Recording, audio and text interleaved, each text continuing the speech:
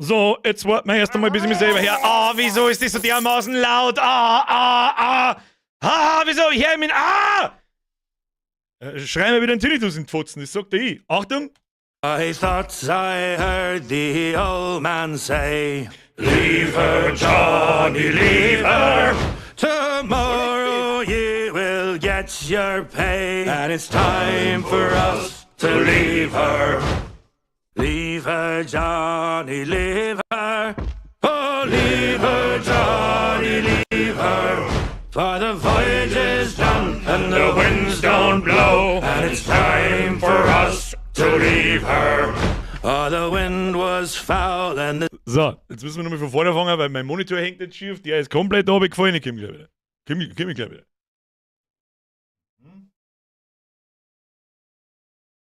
Ist schon mal besser.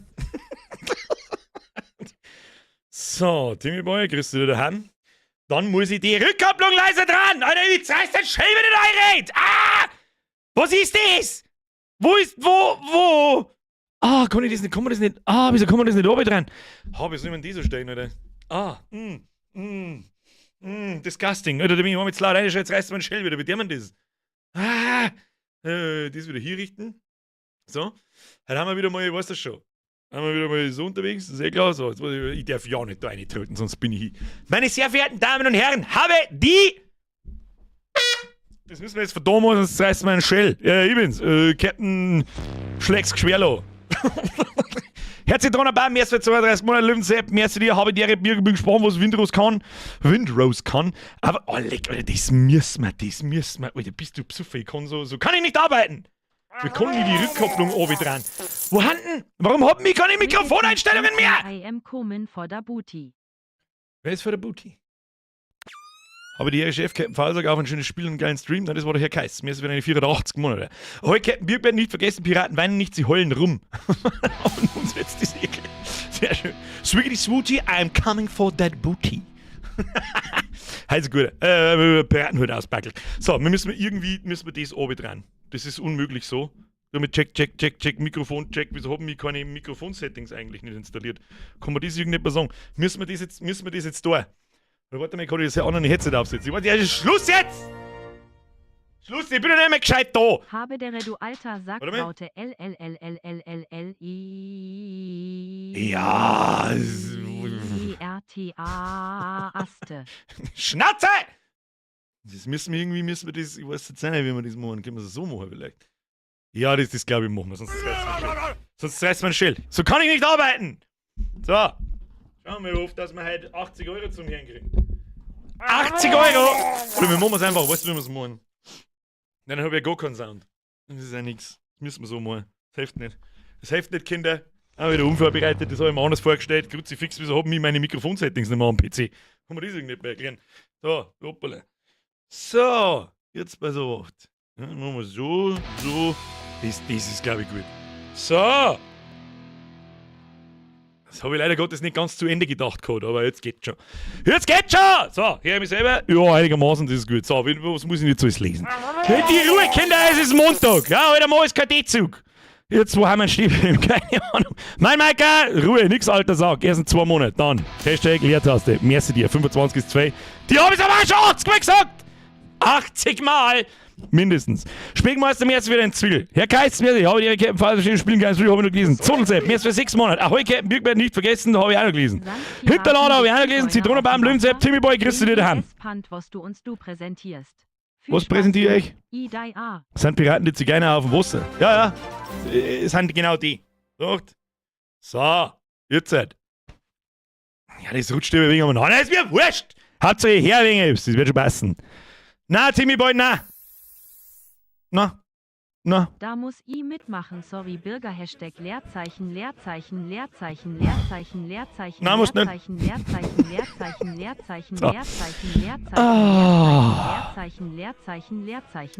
Haben wir es jetzt, ja, Timmy Boy, merci dir. SK-Flown, merci für 15 Monate. Ahoi, EC-Bären, Fridolin, merci wieder im 5er. Sind Piraten, die Zigeuner auf dem Wasser. Bin gespannt, was du uns präsentierst. Viel Spaß und ich dir. Schnauze. Merci dir. Tobi, merci für 42 Monate. Parley. Auf und los geht's, Biergetime. Paxi, merci für 62 Monate. Ahoi, der Herr LG aus dem Nachtdienst. Pfui Teufel. Voll Teufel! Jesus Christ spricht beste Werbung vom Bürger. Was? Was macht der Pirat Bürger vor dem PC? Er drückt die Enter-Taste. Ja, ich hab zwei Enter-Tasten. Eine ganz rechts, eine da. Herr Wendando, mehr für 63 Monate. Hallo Pirat, endlich bin ich wieder nüchtern nach dem Atomaufschaffen. JG am Samstag. Daydrinking at its best. Ja, kann ich ein Liter versichern, bei mir ist Daydrinking vor 2 Wochen gewesen. Mein Maika! Ist der 5.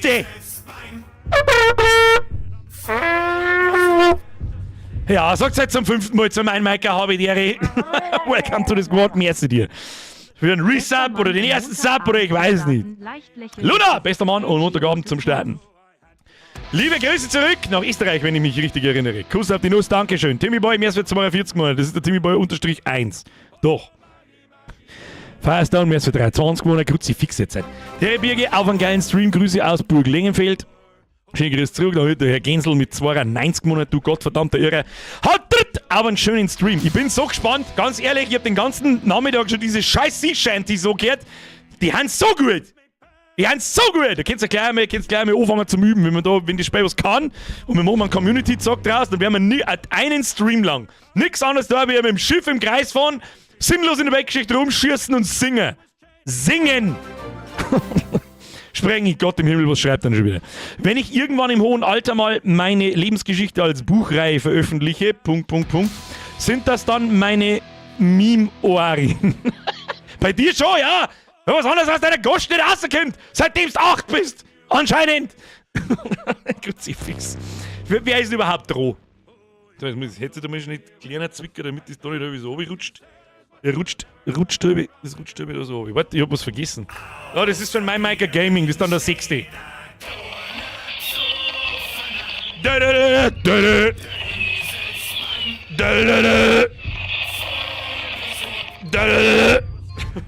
Auf die Memoiren sitze ich schon lang. Das ist was dir glaubst. Dafür sitze ich schon lang auf dem Captain Schleck Schwerlo. Der Beiner. Update Voda Resi-Front. 7 und 18 durch. Nice. Beide grandios. Richtig. 7T Hot, selbst mir mehrere Herzen. Ja, da ist der Horrorfaktor um einiges größer als im 8. Und dann hat morgen angegriffen, schöne Grüße von unterm Schreibtisch. Ich hoffe, Sie haben weiterhin Spaß unter dem Schreibtisch. Dankeschön für den 10er. Linzep! Die Hintergrundmusik ist so gut. Der Alex! Nein! Goddammit! Das ist ein nettes Startkapital für unsere Crew. Kannte das nie in einer verdammt schwierigen Zeit immer so aus. Haus, Hund und Freundin noch 6 Joa Wolon. Und 2 an Spätzle. Mondok und Mika sagen Doc. Hashtag. Leute, jetzt aus dem Fenster früher oder später verlierst das 3. auch noch einen Spätzle, der keiner war. Das ist mal das Erste. 2. Heiser kann man neu kaufen. 3. der Hund, wenn nicht bei dir bleibt oder nicht bei dir bleiben möchte, dann war es nicht der Richtige. Und andere Mams haben auch schöne Tipps. Na, dichter war der Ratschlag ansonsten. Ja, aber es ist, ja, brauchen wir nicht schmerzen. Aber das, ich weiß jetzt auch nicht, wie viel Geld verdienst du, dass du dann einen 100er ins Internet schmeißen kannst. Und dann los! Alex, also, ich sag's jetzt leicht, aber das wird schon wieder. Ich spreche aus Erfahrung, das wird schon wieder. Das wird alles irgendwann wieder. Weiß ich nicht. Merci dir, das ist sauber 2 und du weißt es. Geil für Sepp, merci wieder 1,50 €. Grüß Arch aus Ulm. Der Münster ist bloß ein Plankenbreite entfernt. Salut, Kettenbürger Bossa. Merci dir. Warte. Ah, ich bin nicht so schnell.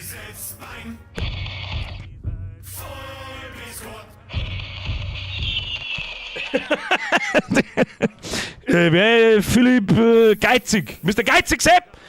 Ab in den Chat habe ich dir ja an den Geizig Sepp und in meinem Maker 2 Mal. Merci für die Mitgliedschaft. Welcome to the Sport. Schluss jetzt. Grüezi, fixe Kinder mit mir. Da schon wieder die Hälfte übersehen. Knellbutzler, merci für 34 Monate. Andi Band, merci für 48 Monate. Mitchell, merci für 25 Monate. Kannst du mal meine Frau die Biene grüßen? Der wurde heute eine Weisheitsszene. Was jetzt? Einer oder mehrere? Bei einem nicht. Die, wenn nicht so ausschaut, dann nicht.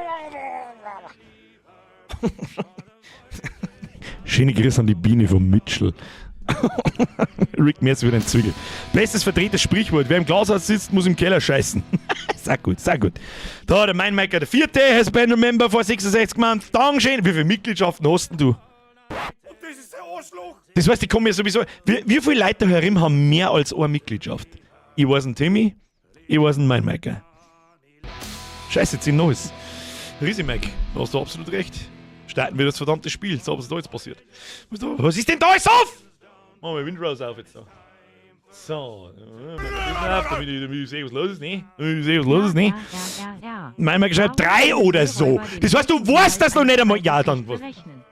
Wir wurden letztens. Was? Wer hat Piraten? Ich darf auch wieder Zuschauer, hat meine Frau gesagt, sagst du mal der Frau, die soll ja mal sauber ihr Goschen halten am Montag und am Mittwoch um 20 Uhr. Ansonsten gibt es saubere Piraten umdrehen.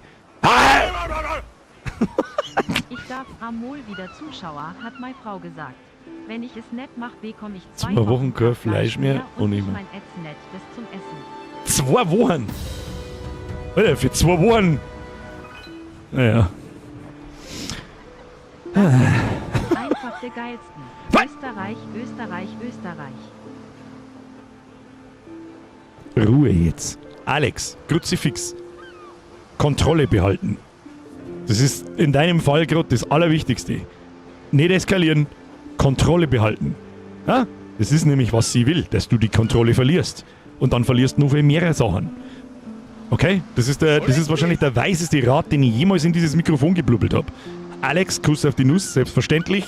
Aber Schluss jetzt damit. Dankeschön. Von die Herz drin einfach. Herr Wulfric, was hast du aber auch gemeint? Natürlich überlese ich das. Ich sag die noch nicht einmal in der Liste da. Jetzt ist Schluss mit der Scheiß, weil es ist sowieso nicht auf jetzt. Wir spielen jetzt Windrose. Kruzifix. Das ist mal bis um 2. Was ist denn das? Ach du Kacke, wir haben noch das Resident Evil Set da drin, das habe ich komplett vergessen. Was? Okay, den können wir schnell wegmachen, das ist gut. Pass auf. Habe ich komplett nicht mehr dran gedacht. Na, oder machen wir einfach so. Da sind wir. Ist ja, als wäre nichts gewesen. Da! Als wäre nichts gewesen! Der Nuvius, merci, Timmy Boy, merci, Alex, merci, Gärtner, merci, Poker, merci, Cyberfox, merci, Schaffleck, merci, Sonntag-Ruhetag, merci, Meinmaker zum 68. Mal, merci, Rick, merci, und Wulfric habe ich überhaupt nicht gesehen. Na, da bist du. Ja, Captain Birkbeard. Doch bevor wir uns dem Welt mehr Stream zuwenden, kommt vorher noch eine Belustigung aus dem Hause Wulfric. Wie nennt man einen springenden Pilz? Einen Champignon. Den hast du schon mal gebracht, der ist nicht mehr lustig. Ha, so. Ich bin vorbereitet wie ein Stein. Das ist richtig. Das klang aber. Das klang für die meisten. Das klang für 3/4 der Hörerin. Braucht ihr mich nicht da wieder. So, wenn wir sperren machen, geht einfach der Character Editor auf. So, was sperren wir heute überhaupt? Wir haben uns vor einigen Wochen mal einen Trailer angeschaut zu Windrose. Windrose ist also ein Piratenspiel. Mit Piratenspielen haben wir wirklich extrem gute Erfahrungen gemacht in den letzten Jahren. Extremst gute Erfahrungen gemacht. 80 €! Und der, muss ich sagen, der Trailer von vor da ein paar Wochen oder Monaten, ich weiß gar nicht, ob das überhaupt in dem Jahr war oder letztes Jahr schon, da hat alles ein bisschen clunky ausgeschaut und alles ein bisschen, weiß nicht, Digi, so, aber am 14., letzte Woche irgendwann, ja, von einer Woche, am Sonntag von einer Woche anscheinend, ist Windrose, ich glaube ist es ein Early Access, warte mal, da muss ich selber schon schauen.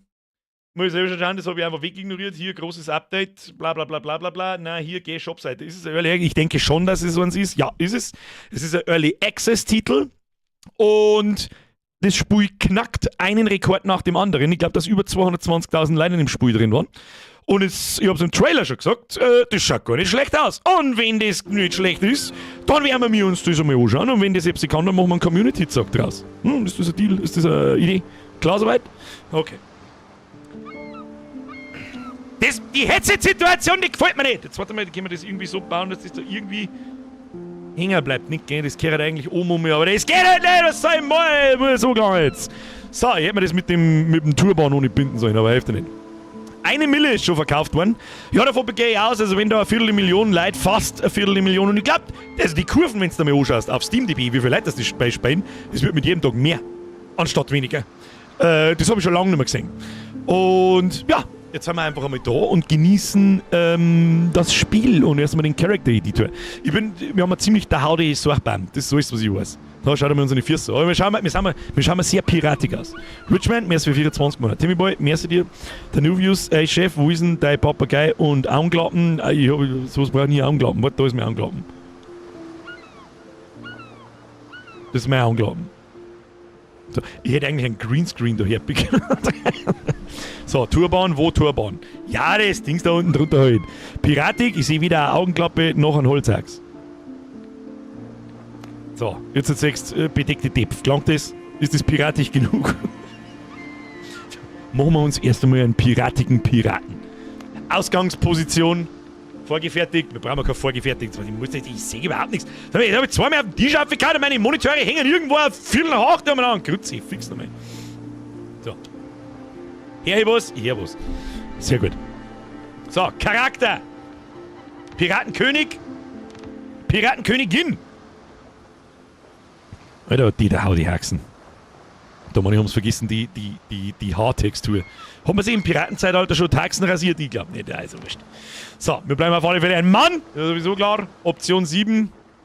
Asiatisch, keine Ahnung was. Dauersonnenbrand. Kasig, no kasiger. Ja, wir bleiben bei Option 1. Was ist das da? Körperform. Ja, geil.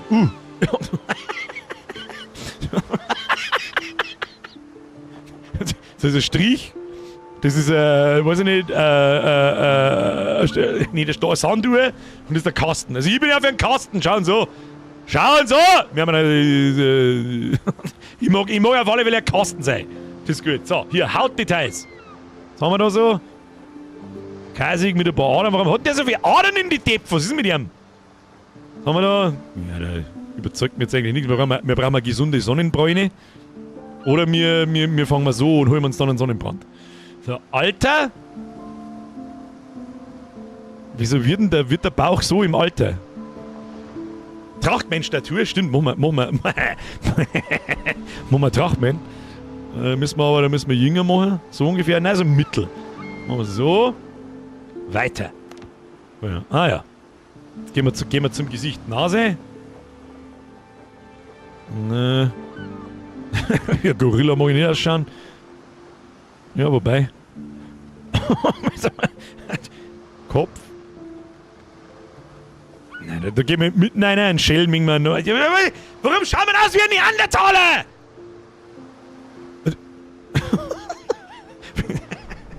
Wenn du vor lauter Skorbut an der Zitrone ohne schlägst.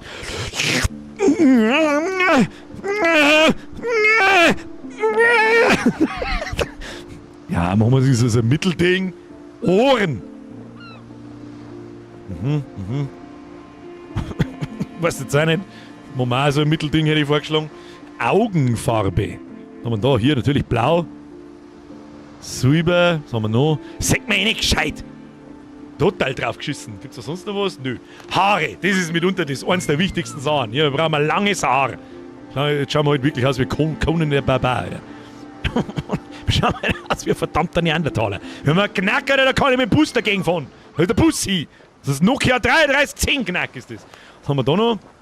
Ah, das ist auch sehr gut, aber kann man dort vorwenden? Ah ja. Ich hätte gern, ich tue mir doch keine Türkisen. Ja, wobei, es ist gar nicht so weit hergeholt. Gell? Mein Bandel ist dunkelgrau. Das ist ein bisschen so blau. Das Gesicht ist ein Hammer. In a Thok. Barbar. Ja, das ist so komische Lockerl da. Schaut aus wie eine Weiberfrisur. Was haben wir da? Ja, das ist auch nicht so, was sein, das ist mehr wikingerhaft. Was ist das da? Hulk Smash! Was haben wir da so? Nein, da will ein größerer Zofi! Da brauchen wir wirres Zeug auf dem Bälle um. Na, was ist denn das, Alter? Kann man noch mal auszoomen? Ich mag noch mal im Ganzen sehen. Schaut sicher gut aus. Das da? Bin mir nicht sicher, ob es im Piratenzeitalter schon Steckdosen gegeben hat. Ich glaube nicht. Was haben wir da noch? Das ist wieder...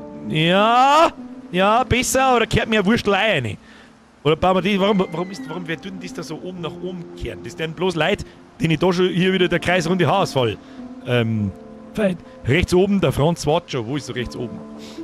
Du meinst den da? Das ist aber dann der Brackel-Franz, nicht der Foodlapperl-Franz. Oben rechts, bitte. Ich hab's schon gesehen, ich mag nicht immer ein Foodlapperl-Franz spielen! Ich will nicht! Geh weiter, was ist das? Hi Hatschi, danke Springi. Ich hab die ganze Zeit so überlegt, erinnere mich an Tekken, ich weiß, was nicht mehr wieder heißt. Also da gibt's mit Sicherheit Verrückteres. Haben wir da? Na.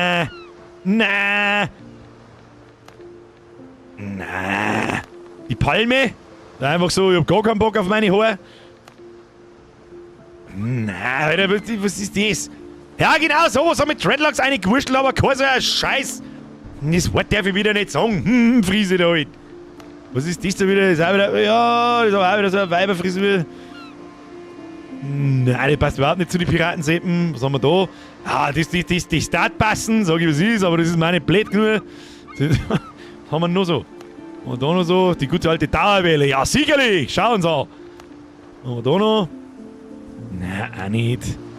Ja, wird besser. So, ich möchte, I'm demanding more Friesen with Dreadlocks und Zipfel Jack Sparrow halt.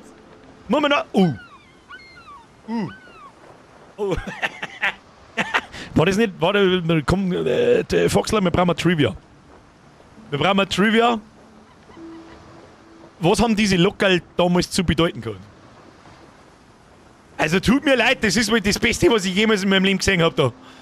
Ja, das ist aber. Oh, haben wir aber die. Haben wir aber auch das noch nicht gesehen. Jetzt hätte ich gern das kombiniert mit dem. Hier, diesen hier und an der Seite so Leckerl. Nix, du hast Geld. Also, man hat sich da Perücken aufgesetzt, weil man Geld hat. Commodore Norrington. Ja, ich hab eigentlich gemeint, das hat irgendwie. Da hast du, wenn du der Richter bist, dann hast du eine Perücken gekriegt und so. Nein, wir nehmen die. Das ist gut. Aber ein bisschen dunkler.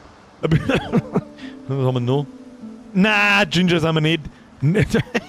Das schaut schon wieder affig aus. Das ist auch nix, Das ist leicht angegraut. Das ist gut, das nehmen wir. Das Schleiferl ist auch wunderschön. Wunderschön, man schauen Sie an. Das ist ein Wahnsinn. So, was haben wir da? Schnurrbärte, ja, der Bart ist wichtig, da kannst du mal Gift drauf nehmen. Hier, schauen Sie an. Schau dir das Bredel vom an!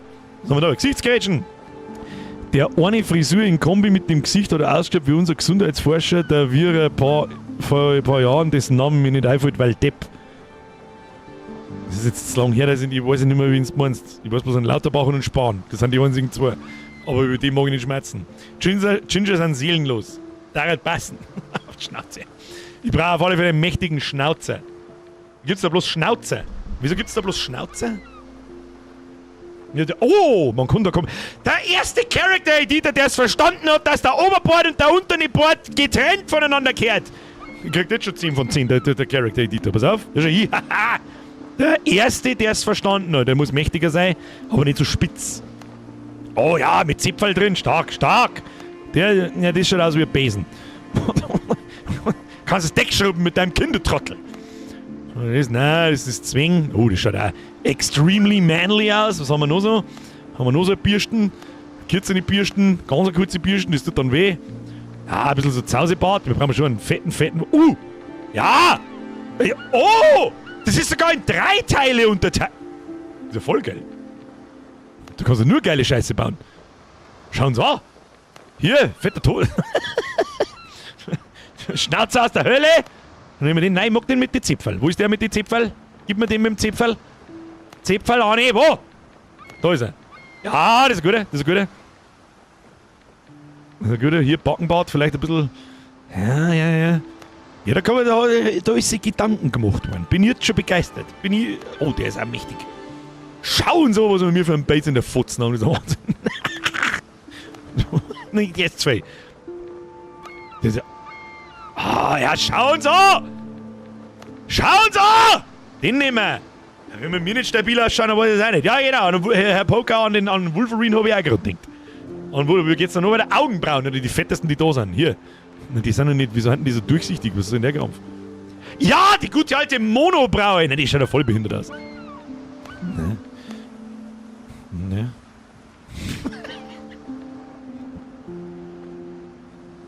Lassen wir so. Weiter.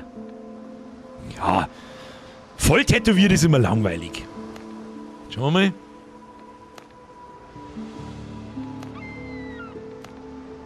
Hä? Die Tätowierung passt überhaupt nicht mit dem Bettel zusammen. Was ist das? Da ist ein Vogel, ja, aber da ist ja gar keine Schlatzkiste, da ist eine Schlange. Was ist denn das wieder für ein Krampf? Nein, voll tätowiert nicht. Arme tätowiert, ja. Was haben wir da? Das schaut auch ganz anders aus. Was ist da wieder los? Foxler, Trivia! Diese Perücken sind eigentlich weiß und wurden im 17. Jahrhundert eingeführt, um im Gericht Anonymität zu gewährleisten, damit Richter nicht an ihrer Frisur erkannt wurden. Du siehst mal, wie blöd das gleich im 17. Jahrhundert waren. Das ist fast so wie beim Superman. Ich zieh meinen Anzug aus, kennt mich keiner mehr. Ich tu mir Brain, aber kennt mich keiner mehr. Herr Trivia! Herr Trivia. Du musst dich jetzt umnennen in Herr Trivia. Was soll ich machen? Danke dir. So, was haben wir da? Hier, Rücken. Beiziger Rücken am Bugel, ja, Bugel, ja. Kann man das nicht, das war noch cool, wenn man das irgendwie platzieren kann, größer oder kleiner ziehen kann, übersäge ich das irgendwie irgendwo? Nö. Ja, schade. Da steckt definitiv noch Potenzial drin, sehr viel sogar, vor allem die Beutel passen überhaupt nicht zusammen mit dem, was da dann, was ist denn das hier, Drache, Downshell. Ich übersäge was? Irgendjemand von euch Backseat-Seppen hat doch mit 100%iger Sicherheit das Spiel schon gespielt. Da ist ein Totenshell mit Picks und so weiter und dann kriege ich da einfach 6 so Linien. Was soll denn das wieder? Da, das schaut gut aus, das schaut gut aus. Aber nix. Oberkörper wird nicht tätowiert. Rechte Schulter. Was ist die rechte Schulter? Das ist das da. Ja gut, von mir aus gesehen natürlich. Oh, da kann man die Schulter und den Arm tätowieren, oder wie? Ja, dann nehmen wir doch das, rechter Unterarm, das und das, passt gut zusammen. Und dann machen wir das ein bisschen asynchron, so. So und so. Ja, da schauen wir mir doch gut aus. Da schauen wir gut aus! Was ist da wieder los? Das kann ein Lace. Ja, Trudel, jetzt hätte ich die fast nicht kennt mit der neuen Pythoben. Was ist denn der Pythoben? Da, das ist das da. Das ist der Teil, von dem die Leute immer drammen, wenn sie sagen, wo lecker du graue Haare kriegst. Hier. Kennst du Drama davon? Wollte schon seit langem mal sagen. Das Fipsi! Mehr für 72 Monate. Kuss auf die Nuss. So, gibt's noch mehr? Linkes Bein. Ja, das ist voll tätowiert. Hier. Sauber asynchron. Das gefällt uns. Nein, das gefällt mir nicht. Ah, das schaut gut aus. Das schaut gut aus. So machen wir das. So, was haben wir noch? Make-up. Ja, also Make-up ist wichtig. Hier, die typischen schwarzen. Nein, nicht weiß. Was nicht? Oh Gott, kann man da schon wieder die absolute Behinderung machen? Ja, natürlich kann man die absolute Behinderung machen. Wir machen aber ausnahmsweise mal nicht absolute Behinderung! Nehmen wir heute einmal in unserem Leben Spiel ernst! Schwarze Tränen waren, haben wir im Emo-Land. Ah, da können wir unsere... Ja, das schaut doch ganz gut aus. Da, hier, pass auf. Dann werden auch unsere Augenbrauen ein wenig finsterner. Nee, weißt du, hier, Lippen. Da... Warum, Mann? Warum? Mann, bitte, liebe Entwickler, ich finde ja die Freiheit wirklich toll. Da, hier. Ich finde die scheiß Freiheit ja wirklich toll, dass man es machen kann. Aber es macht halt so viel kaputt, wenn die Leute wieder umeinander rennen mit kleinen Lippen und... nicht. Na, geh weiter. Als hätte ich, weiß ich nicht, als hätte ich in die Schulcreme eingeschleckt. Was soll denn die... Wangenfarbe. Oh, das ist schon cool. Gut, von lauter Haar im Gesicht sieht man leider nichts. Schade. Machen wir es einfach ganz schwarz so. Da, hier. Ist das, Ladies and Gentlemen, ist das Cultural Appropriation? Ich weiß nicht. Machen wir uns bloß das hier noch. Rot. Damit der Gegner besser zielen kann. Was haben wir da noch? Nix. Das ist einfach knockert oder was ist da los? Ja, es braucht auch keiner. Das braucht auch keiner. Ja, hier Sommersprossen. Ja, nein, braucht auch keiner. Kack braucht keiner. So, was das war's schon. Charakter. Und schauen Sie an. Wir haben einen verdammter Schrank. mit einer geilen Richterfriese. Also wenn wir mir nicht... Ich glaube sowieso, dass wir Tor früher oder später nicht mehr sehen, wenn wir einen Hut auf haben. Der Dampfler schreibt, fühl mich da so allein. Wie? Frage an Pirat. Hast du vom grünen Filzstift genascht? Sonnenbrand am Hirn. So. Harter Sonnenbrand am Hirn. Ganz extrem. Größere Wadeln braucht er schon. Ich glaube, die kann man nicht anpassen. Ich glaube, ich kann man nicht anpassen. Ich finde da ein bisschen Never Skip Leg Day. Die Legs sind schon ziemlich, weißt du schon, da müsste man ein bisschen so machen. Bisschen bloß. Die haben ein bisschen muskulöser machen, also ein bisschen weg vom Schrank, ein bisschen. Nur einen Millimeter, damit es nicht ganz so fürchterlich ausschaut. Schauen Sie an! Mir nicht stabil sein, weiß ich auch nicht. Nein, nicht, das wollte ich nicht. Das hier, schwarze Augendinger, ja. So, und das wieder weg. Das ist ein totaler Krampf, schauen Sie. Das war's. So werden wir ausschauen. Hier, Name, Abenteurer. Captain Schlecks Schwerl O. Das passt nicht rein! Kann kann nicht nur aus Leerzeichen bestehen. Wieso nicht? Muss Captain wegmachen. Ja. Nervt's nicht. Captain schlägst Geschwerlo! Warum auch nicht? Wie schmeckst du? Rein jetzt da. Was haben wir da? Windrose Early Access. Willkommen bei Windrose. Danke für deine Unterstützung und dass du bei uns bist. Das entscheiden wir, wenn wir mal 2 Stunden reingedüdelt haben. Du spielst Windrose während der Early Access Phase. Das Spiel wird noch aktiv entwickelt. Bugs, Ungenauigkeiten und Änderungen der Mechanik sind zu erwarten. Es ist noch nicht alles perfekt, aber wir glauben fest daran, dass es nur mit dir möglich sein wird, ein wirklich großartiges Spiel zu entwickeln. Wir lesen aufmerksam dein Feedback und geben unser Bestes, dieses in die laufende Entwicklung einzubinden. Deine Unterstützung ist von großer Bedeutung für uns. Das Meer ruft bereits und das Abenteuer nimmt immer mehr an Fahrt auf. Folgende Updates, bla bla bla, wird schon passen. Kraken Express heißt der Entwickler anscheinend, wenn ich das da so richtig sehe. Schlägst Geschwerlo. Oh, das gibt Level. Klicken, um Charakter zu wechseln. Nö, Einstellungen haben wir da. Automatische Zielerfassung. Das lassen wir einfach mal alles so, wie es ist. Discord, Teile, Feedback, Einstellungen, Spielen! So. Solo offline. Ein Spiel hosten, mit Server verbinden. Oh mein Gott, es gibt da gehostete Server? Oh, ladies and gentlemen, you know what time it maybe is. So, jetzt ist die Frage, den Progress, wenn ich jetzt da Solo mache. Kann man den Spielstand dann in ein Online-Game übernehmen? Aber ist auch einmal vollkommen wurscht, da haben wir dann mehrere neu erstellen. Um Gottes Willen, oder was ist denn das alles? Schwierigkeitsgrad wählen. Wahl des Kapitäns, leg die Regeln deines Abenteuers fest. Was ist das? Der Modifikator für gegnerische Gesundheit, Modifikator für gegnerischen Schaden. Das wird man wahrscheinlich, das ist halt leicht, mittel, schwer. Und was heißt das da? Ja. Machen wir mal, wir wollen das Spiel entdecken. Ich möchte heute rausfinden, ob das...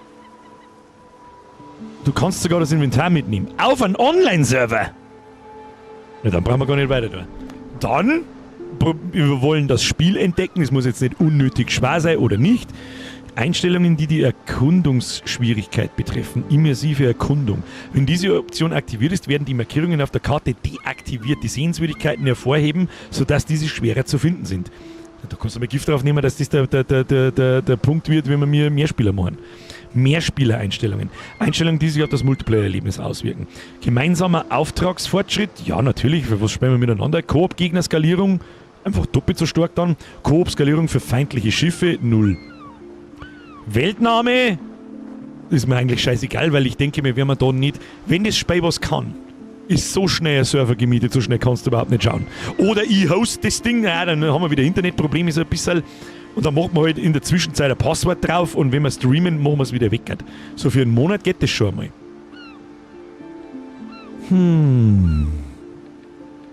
Habe ich schon gelesen.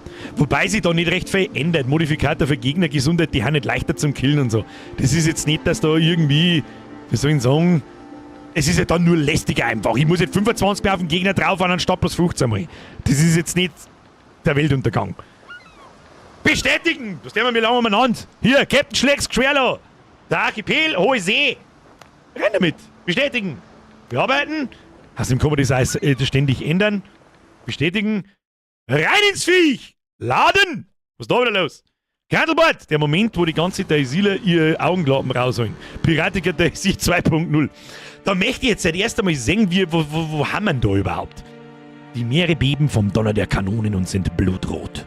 1720. Edward Teach, Blackbeard, nennt sich selbst den König der Piraten der westindischen Inseln. Es geht das Gerücht um, dass er seinen Pakt mit dem Teufel geschlossen hat und die Toten befehligt. Ist doch recht viel Fantasy drin. Nachdem er die britische Flotte zerstört hat, macht sich Teach mit seinen Leuten auf den Weg nach Tortuga, der letzten Bastion der Freiheit und Unabhängigkeit in der Karibik. Du willst keinen Ärger und versuchst mit ein paar anderen... Lass dir 5 Sekunden länger stehen. Aber nur ein paar Tage später wachst du in deiner Hütte auf und merkst, dass du angegriffen wirst. Du hörst eine Breitseite und alles verfinstert sich. Und dann geht's los, oder was? Escape, setze dein Abenteuer fort. Escape. So haben wir. Deine Fregattenkabine. Du wachst auf dem Kabinenboden auf, während Klingen aufeinanderschlagen. Dein Kopf dröhnt und deine Sicht verschwimmt. Ich will mit dem scheiß Headset komplett neisch. Das bleibt nicht an meinem Ohrwaschel dran. Mach das jetzt so oder was weiß ich, was du da?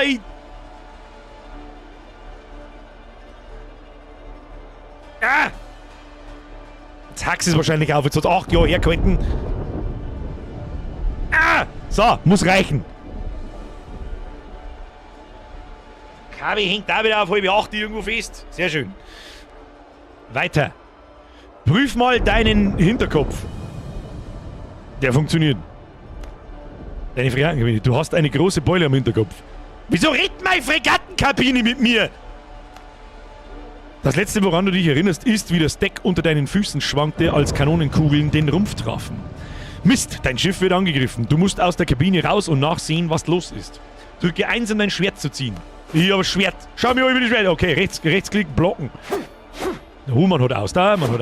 Okay, ich sehe. Kann man springen? Ja, kann man. Schau mal, da trifft jetzt ein wenig. Ich weiß nicht, was da los ist. So, dann machen wir jetzt da so hier, drücke 1, um Schwert zu ziehen. Hab ich doch schon. Und schneide dir den Weg aus der Kabine frei. Wie? Da, durchhauen oder was? Okay, Schadenszahlen, das ist was ich... Dr. Galen! Doktor! Ui, der Blut haben wir auch da. Das ist sehr gut, sehr gut. Captain, ich dachte, du wärst bei der ersten Breitseite gefallen. Niemals, Alter. Ich bin der Captain. Schlägst quer, was meinst du? Lass die Details weg. Doc, wie schlimm ist es? Blackbeards, Piraten kommen an Bord. Sie sind überall. Die Hälfte der Crew ist tot, aber ein paar kämpfen noch. Los, hilf den anderen. Vielleicht kannst du das Blatt noch wenden. Gehen. So, Kaffee habe ich gekriegt. Es geht ein harter Kampf bevor und nach der Gehirnerschütterung ist dein Blickfeld noch verschwommen. Trink etwas Kaffee, um dich aufzuwecken. Drückt man 2er. Reiße die Barrikade runter, um den Weg frei zu machen. Erst einmal, kann ich Leichen fleddern? Na, kann ich Leichen looten? Auch nicht. Wir werden sehen. Sensi ist ein bisschen hardcore. Moment einmal. Oh. Loslösen, Einstellungen, Maus und Tastatur. Da machen wir noch einmal ganz gepflegt 0,75. Das Money fühlt sich ein wenig besser an. In meiner Welt zumindest. Ausweichen, Eingabeverzögerung. Aha. Na ja gut, wird schon passen. Hier bestätigen, speichern. Hat er das jetzt übernommen oder nicht? Ich wollte nicht lesen, es tut mir leid. Oder übernommen, passt schon. So, Barrikade einreißen, kriegen wir schon. Hier. Barrikade kaputt. Töte den Piraten. Benutze für einen schnellen Angriff, benutze für einen starken Angriff. Ich hab parried. Like a boss. Da, du kannst gleich mal zum Schlafen healing, du Trottel. Bleib in Bewegung. Ich bin in Bewegung. Schau mich an. So, bin da. Wer noch? Braucht jemand aufs Maul? Blocke 3 Gegnerangriffe. Ja, jetzt hab ich einen Gegner. Piraten ab. Schauen Sie, wie überleben das der. Komm.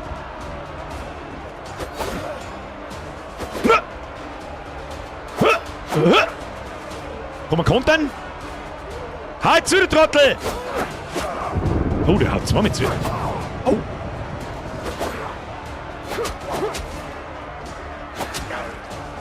Wo ist denn mein Leben?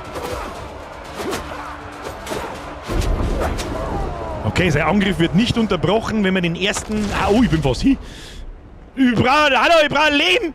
Ich brauche Leben! Hast du Leben? Mit Züssel der Blut zusammen oder so. Das ist in Resident Evil ist das so in etwa gegangen. Kann man wieder zusammen? Nein, geh aufs Oberdeck. Ich bin fast tot. Ne, da scheint es nichts zu geben. Sprinten auf Shift. Kanone nicht bedienbar. Da hätte ich gern den Speer, der da in ihm drin steckt. Range Weapon. Schaut nie. Dein Leben ist oben links, glaube ich. Ich hab's bloß nicht gesehen, weil es bloß noch so ein Zentimeter ist. Fragt die nächste Leiche, ob er Leben hat. Jawohl!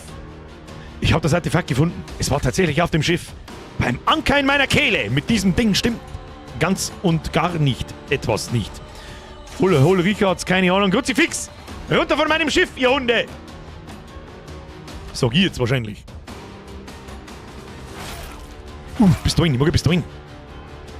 Und Sensi müssen wir auch noch oberstehen, das ist ein total närrischer. Oh, was ist das? Die Aufmachung ist cool. Tschüss, schau dir mal die Aufmachung aus, aber was brauchen wir für einen Trachtmann? Ich helfe dir. Du bist ganz schön flink, was? Sieh dich als Entmachtet an, Captain.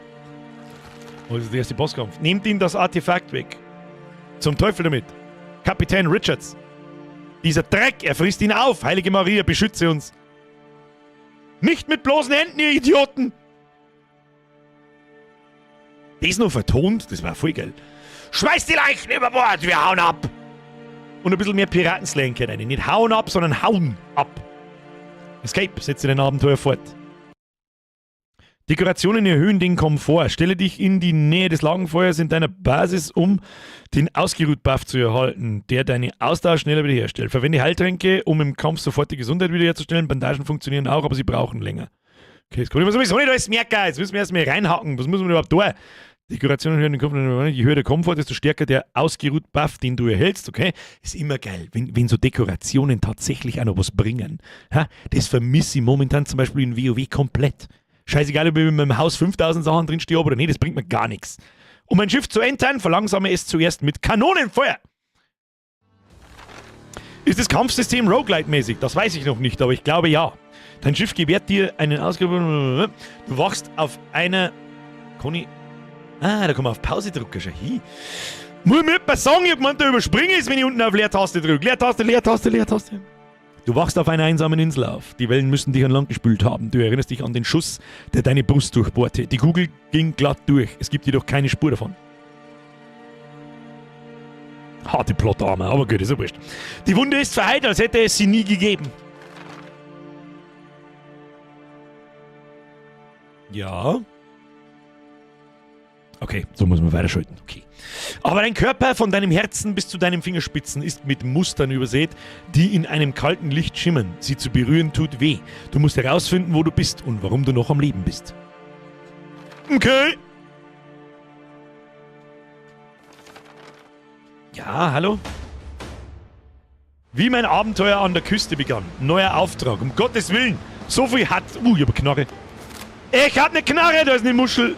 Ich will die Muschel. Tritons Horn. Kann ich reinblasen. Komm her. Kann ich nicht nehmen. Alt halten zum Zielen. Was mit Alt zielen? Ja, okay. So, was haben wir da? Haben wir da noch irgendeinen Schrott? Schiffswrack, Steinaxt oder... Okay, da kommt sofort der Survival Kokosnuss. Nehmen wir mit. Kokosnuss kann man immer brauchen. Schiputtelein in der Kokosnuss. Hier, Treibholz, alles wird zusammengeklappt. So, grafischer erster Eindruck. Ist okay, ist okay. Schaut die Gischt und die Wellen besser aus wie in Skull and Bones? Kann man schwimmen?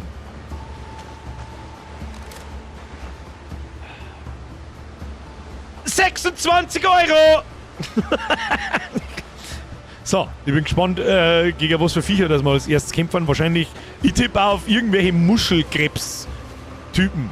Da, hier, kann ich gegen die kämpfen? Weiß ich nicht. Was haben wir da? Geschlossene Jakobsmuscheln. Ich weiß gar nicht, was wie mein Abenteuer an der Küste begann. Mach das Lagerfeuer an. Neue Auftrag-Aktualisierungen im Tagebuch. Okay, was haben wir hier? Bibliothek, Stories, Notizen, Herausforderungen, Sammlungen. Das kommt wahrscheinlich mit der Zeit. Hauptaufträge, nix. Tutorial. Wie mein Abenteuer an der Küste begann. Empfohlener Charakter Level 1. Nach dem Piratenangriff hat mich die See auf einer einsamen Insel angespült. Wenn ich überleben will, muss ich ein Lager errichten. Mach das Lagerfeuer an. Das Lagerfeuer wird das Herzstück meines Lagers sein. Ich muss einen guten Platz finden, mit genug Platz drumherum, um Gebäude zu bauen. Okay. Und B wie Bau... Oh. Das ist das Baumenü. Baumenü! Ich hab bloß rechte Maustaste drüber. Können wir da wieder raus? Ah ja. So, müssen wir nicht erst einmal irgendwie, weiß ich nicht, müssen wir Steine und Holz sammeln, wie immer. Haben wir da? Hier Treibholz, aber Großstückel Treibholz. So. Dann kann man hier schon wieder... Geht der zwei runter, du. So. Wo bauen wir unser Lager hin? Wo bauen wir unser Lager hin? Nicht direkt an Start. Was ist das? Was ist das? Ich schlag sofort. Vogel! Wie soll man zielen? So. Also. Knarre raus. Keine Kugeln oder Schießpulver. Normalerweise lasst es da doch eine Kugel, oder nicht? Küstendodo. Ha! Fuck you, Dodo! So, wo bauen wir hin? Was ist das? Schauen wir mal, was es da so gibt. Wir brauchen eine Frischwasserquelle. Wenn ich eins aus Green Hell gelernt habe, dann gebt mir die Frischwasserquelle. Da ist noch mehr Dodo! Blauer Dodo! Ha! Buried Bitch! Easy going. Easy going. Kriegt man da ein XP oder so? Oh, ich hab Hunger. So, warte mal. Hunger. Kokosnuss? Max LP wurde verändert. Hunger habe ich auch keinen mehr. Habe ich irgend sowas wie eine Hungeranzeige? Ich muss jetzt da mal kurz auf Zeiten gehen. So, da hier unten. Hinter mir ist so eine Kleinigkeit, da ist jetzt eine Kokosnuss drin. Frag mich bitte nicht, warum. Das werden wir schon noch lernen, wenn man die hernimmt. Und ich nehme an, das da und das daneben ist die Anzeige für Hunger und Durst. Glaube ich. Das werden wir schon herausfinden. Werden wir mir schon noch raus. Und so richtig groß ist unsere Insel da auch nicht, muss ich ganz ehrlich gestehen. Ist das der Fog of War oder ist das... Ah ja, das ist tatsächlich Fog of War. Schau hin. Map! Ach du Kacke, was ist denn das alles? Nicht entdeckter Ort. Nicht entdeckter Ort. Okay. Entdeckung. Neue Baupläne verfügbar. Würzig paniertes Kebab. Eier und Speck. Abenteuer. Herausforderungen. Vogeljagd. Muss ich mir 20 Dodos killen? Geht der Grind aber schon sehr früh los. Hab ich sowas wie einen XP-Balken? Wir haben ja Stufe 1. Detaillierte Charakterinfo. Okay, da haben wir verschiedene Buffs und Debuffs wahrscheinlich. Stärke, Beweglichkeit. Erhöht die Effektivität von stärkebasierten Waffen. Beweglichkeit erhöht die Effektivität von beweglichkeitsbasierten Waffen. Beweglichkeitsbasierte Waffen sind meistens Waffen wie Säbel, Großschwerter. Der hat da nicht eine Stärke drauf, aber ist ja wurscht. Und Musketons. Was ist denn ein Musketon? Ist das kann durch das Investieren von Attributpunkten in Beweglichkeit den Verzehr von Lebensmitteln mit Beweglichkeitsbuffs oder das Benutzen von bestimmter Ausrüstungsgegenstände erhöht werden. Das ist gut. Allgemein einmal zu unserer Ausrüstung. Inventar ist ja doch sehr wichtig. Schauen uns an. Wenn wir nicht brutal sind, dann weiß ich es auch nicht. Das sind unsere Attribute: Beweglichkeit, Präzision, Mastery, Vitality und Kondition. Selbstgemachtes Schießpulver. Was haben wir da? Ausgerüstet, zerrissene Stiefel. 90 Verteidigung. Diese Lumpen waren einst schöne Kleider. Das hat, ich nehme mal an, dass so Rüstungsteile dann auch Buffs haben können. Also plus 5 Stärke oder irgendein Schmarrn. Dann gibt es Taschen, es gibt da Ohrringel und Ringe. Und was das da ist, weiß ich noch nicht so hundertprozentig, aber das werden wir schon herausfinden. Kuriositäten! Zerbrochenes Erdmedaillon. Der im Medaillon eingelassene Stein ist gesprungen und die Goldfassung ist mit dunklen Flecken übersät. Wenn du zur See fährst, musst du bereit sein, einen Arm, ein Bein, sogar dein Leben zu verlieren. Aber gib niemals, hörst du mich, niemals dieses Medaillon her. Vater. Ja gut, dann geben wir es niemals her. Was haben wir da? Hier, Fortschritt. XP haben wir 0! Belohnung für die nächste Stufe, Attributspunkte 4. Und die können wir dann da dauerhaft. Das ist halt geil. Das ist geil. Mag ich. Na, haben wir da schon wieder weiter wie bei Skull and Bones. Jemals! Dein Charakter verdient Erfahrungspunkte für den Abschluss von Aufträgen und die Erkundung verschiedener Sehenswürdigkeiten. Das heißt, durch Viecher killen nicht. Aber wenn ich die Herausforderung jetzt halt abschließe...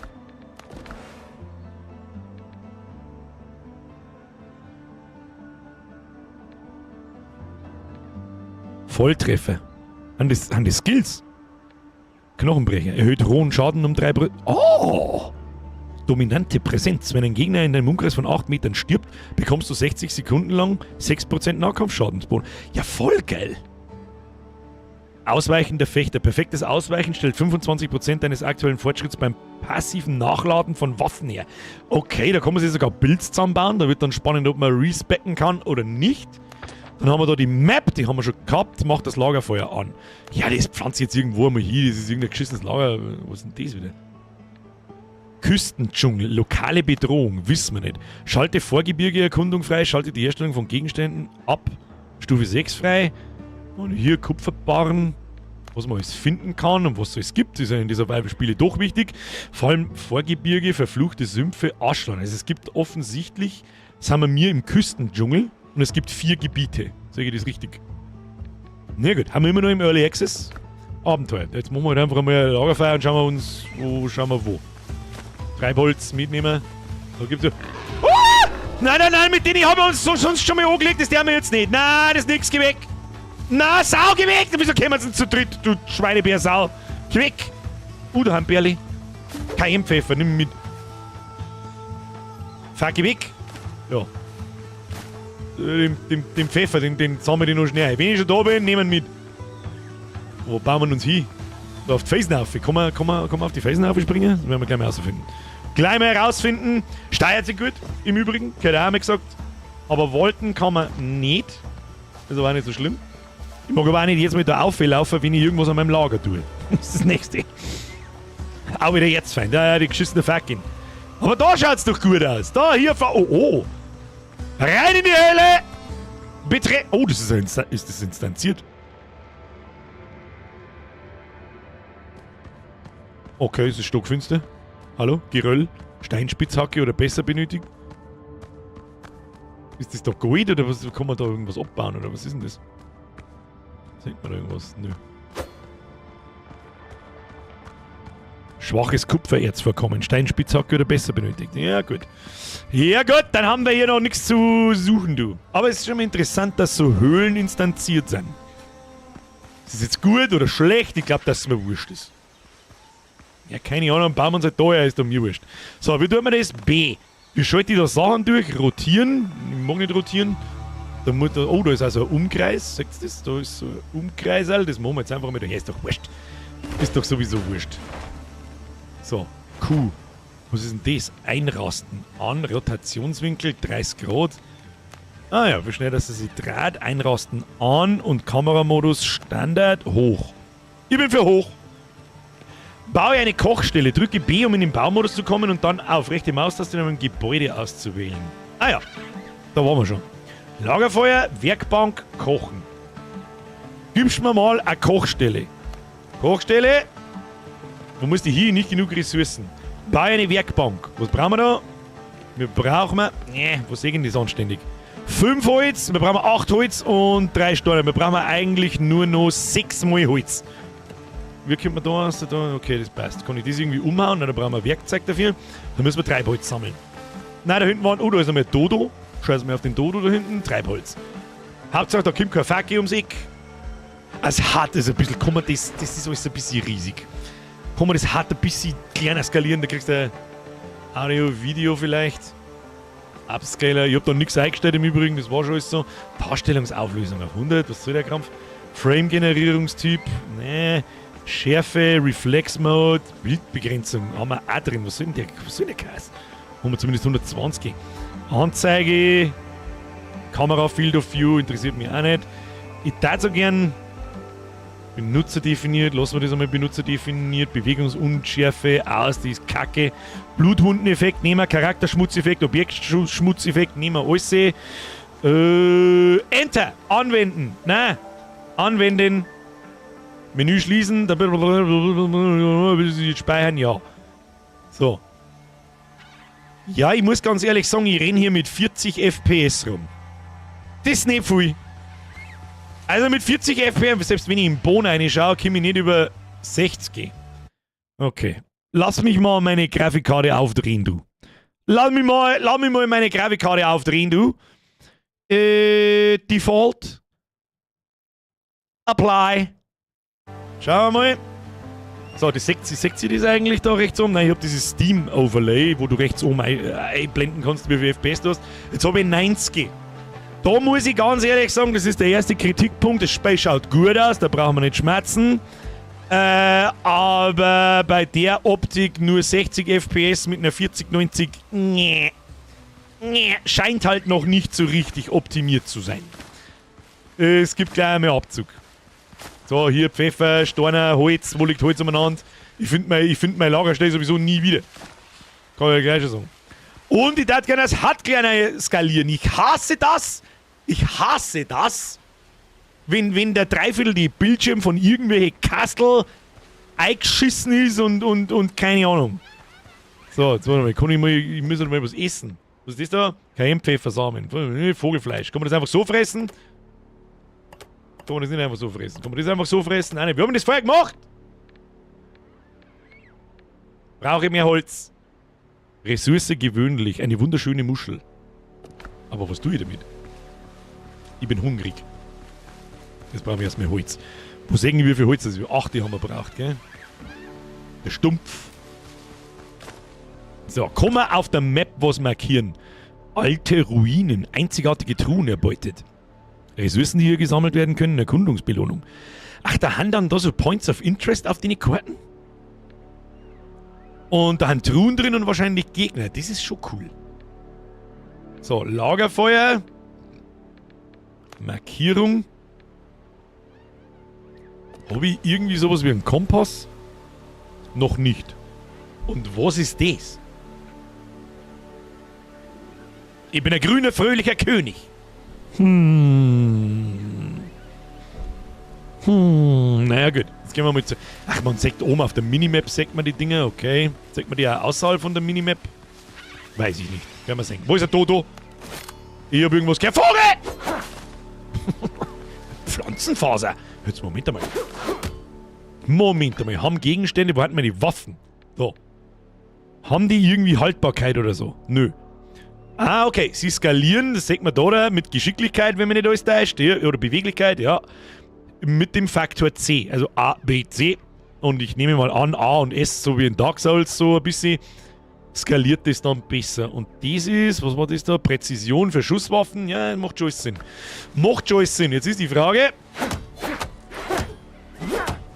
kann man mit dem Schwert auch Baum fällen? Wahrscheinlich nicht. Wahrscheinlich nicht, aber jetzt gehen wir da mal wieder in unser Lagerfeuer rein. Muss man das irgendwie fordern mit Holz oder so? Ja, Lagerfeuer benutzen. Du hast noch keine Gäste, Arbeiter. Du hast noch keine Arbeiter. Lagerinfo. Handwerksstationen bauen. Ruhe und Komfort, geteilte Aufbewahrung. Die meisten Handwerksstationen und deren Verbesserungen können nur im Bereich um das Lagerfeuer herum gebaut werden. Du musst die Verbesserungen nicht genau neben die Handwerksstation platzieren, solange sie im selben Siedlungsbereich befinden, funktionieren sie. Während der Charakter im Siedlungsbereich ist, erhält er den Effekt ausgeruht, der die Ausdauerregenerationsrate erhöht. Die Stärke des Effekts wird durch die Anzahl einzigartiger Dekorationen bestimmt, die den Komfort der Basis erhöhen. Und die kriegen wir wahrscheinlich in so Points of Interest, in so Höhlen und so einen Scheiß. Aktuelle Komfortbewertung des Lagers, wunderbar, beim Bauen oder Herstellen von Gegenständen werden die Ressourcen aus dem Inventar des Charakters aus allen Behältern im Lager... Ah, okay. Auch interessant zu wissen. Das da wird interessant, da bin ich gespannt, was das ist. Wenn man da NPC-Charaktere Scheiß machen lassen kann, das war schon ganz witzig. Nehmen wir da mal noch das Holz mit, wenn wir schon da sind und wenn wir es gerade vor unserem Nasending haben. Hab das Gefühl, da werden wir noch mehr brauchen. Brauchen wir nicht so viel umeinander wuseln. Laufen wir noch einmal rundum. So. Da ist ein Wasser draußen. Dodo!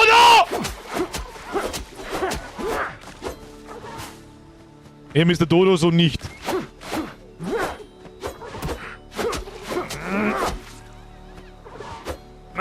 Gehen wir einen Schritt zu. Ja, der Ei verloren. Das automatisch aufgeklappt wird, sehr gut. Die Sau ist Level 2. Mit der legen wir uns noch nicht an. Das tun wir nicht. Dumm's auf Sepp! Mir ist wieder den 20er, der ist sauber zu viel und du weißt das. Nimm's und halt dein Mai, Kisten Bier wird geholt. Ja, okay, dann sag ich jetzt nichts. Entschuldigung, merci. Dankeschön. Herr von hinten, die UBI übersehen, Birgit, du musst das Baumenü lesen. Har. So, wo sind wir jetzt da? Da hinten ist unser Lager. Also das Einzige, wo ich bis jetzt einen Negativpunkt sehe, ist Performance. Also wie das ausschaut, wie es ausschaut, darf ich da nicht mit 60 Frames anlaufen. Das ist ein bisschen aber mein. Ist halt dem Early Access geschuldet. So, jetzt bauen wir da mit unserem Bums irgendwie hin. Ich weiß auch nicht wie und wo, ist mir jetzt auch scheißegal. Ich pflanze einfach nicht was Feuer hin, da, hier. Und dann rechts den Maustasten und dann bauen wir noch hier was zum Aufkochen hin. Das stellen wir daneben her. Oder stellen wir es auf den Stoff, das geht wieder nicht. Stellen wir es daneben hin. Machen wir da so. Sabbelt mir das da einmal um. Ich will es nicht haben. Alles muss weg. Hier, Pflanzenfaser, dein Mama ist eine Pflanzenfaser. Weg mit dem Schund. So, was haben wir hier? Baue ein Zelt. Drücke B, um in den Baum... Drücke am Zelt auf E, um den Wiederbelebungspunkt festzulegen. Okay. Das kriegen wir hin. Baue ein Zelt. Aufbewahrung und Betten. Schild, gekochtes Essen. Oh, da haben wir Schädel. Das war cool, wenn man die Schädel, die Symbole selber machen kann. Das war cool. Boden und Wände, da haben wir noch gar nichts. Pfeiler und Balken, Fenster und Türen, Treppen und Zäune, Dekorationen, Landwirtschaft, vorgefertigte Strukturen. Was cool war, warten Blaupausen. Blaupausen waren einfach immer nice. Du planst selber was, speierst es ab wie in Factory und kannst es dann auf einen Schlag einfach hinsetzen. Weil man doch seine Sachen oft repetitiv macht in seine Spiele. Ein Zelt. Können wir mal ein Hochzelt bauen? Natürlich bauen wir hier ein Hochzelt. Hallo, haben wir nicht so gar nicht da. Indem wir jetzt einfach einmal...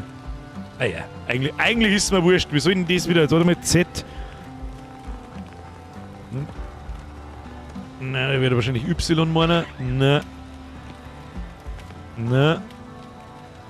Z plus Mausradl. Z. Naja, da kommen wir so ein bisschen her, da, aber das geht nicht wirklich, gell? Ist mir wurscht, das zimmert wir jetzt einfach her, weil es mir wurscht ist. So, Wiederbelebungspunkt festlegen. Basis, Bausatz freigeschaltet.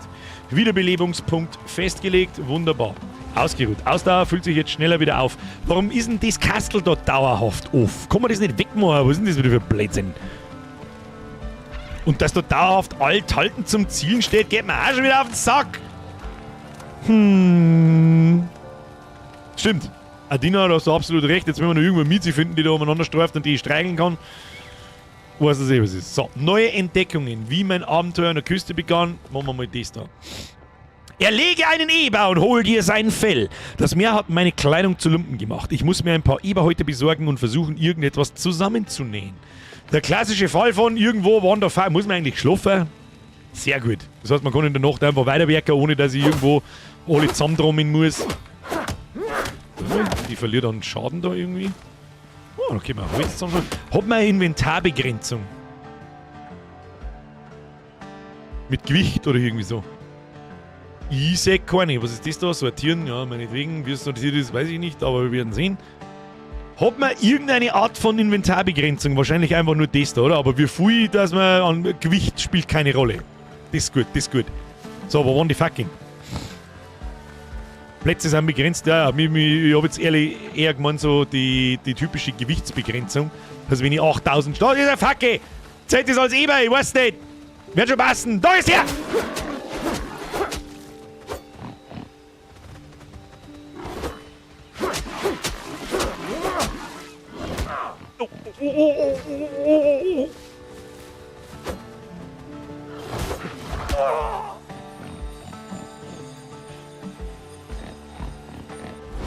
Kruzifix, das scheiß Endboss! Wutzauberer kann der war zu dritt! Goddammit! It is what it is! So, das ganze Inventar ist weg. Das ganze Inventar ist weg. So nicht. Bitte. Ah! Nein! Okay. Will ich so bewegen. Also.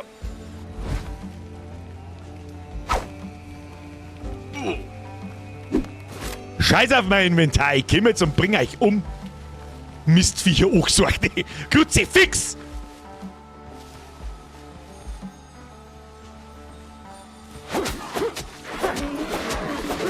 So, eine Sau haben wir. Wo sind die anderen 15? Gott sei Dank habe ich vorhin noch drauf. Habe ich jetzt mal Zeig wieder oder nicht? Ja, schaut schon so aus. Okay, das wird instant alles aufklappt, wenn man hingeht und E drückt. So, wunderschön. Wollen wir es herausfordern? Ja, wenn wir schon eine Sau gekillt haben, die ist eh schon über die da.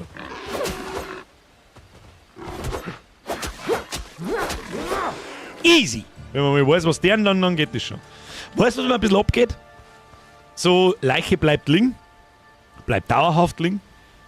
Und ich muss die zlingen. Mit irgendeinem Werkzeug. Und nicht, dass da einfach, da fällt jetzt einfach ein Feuer raus. Das ist irgendwie komisch.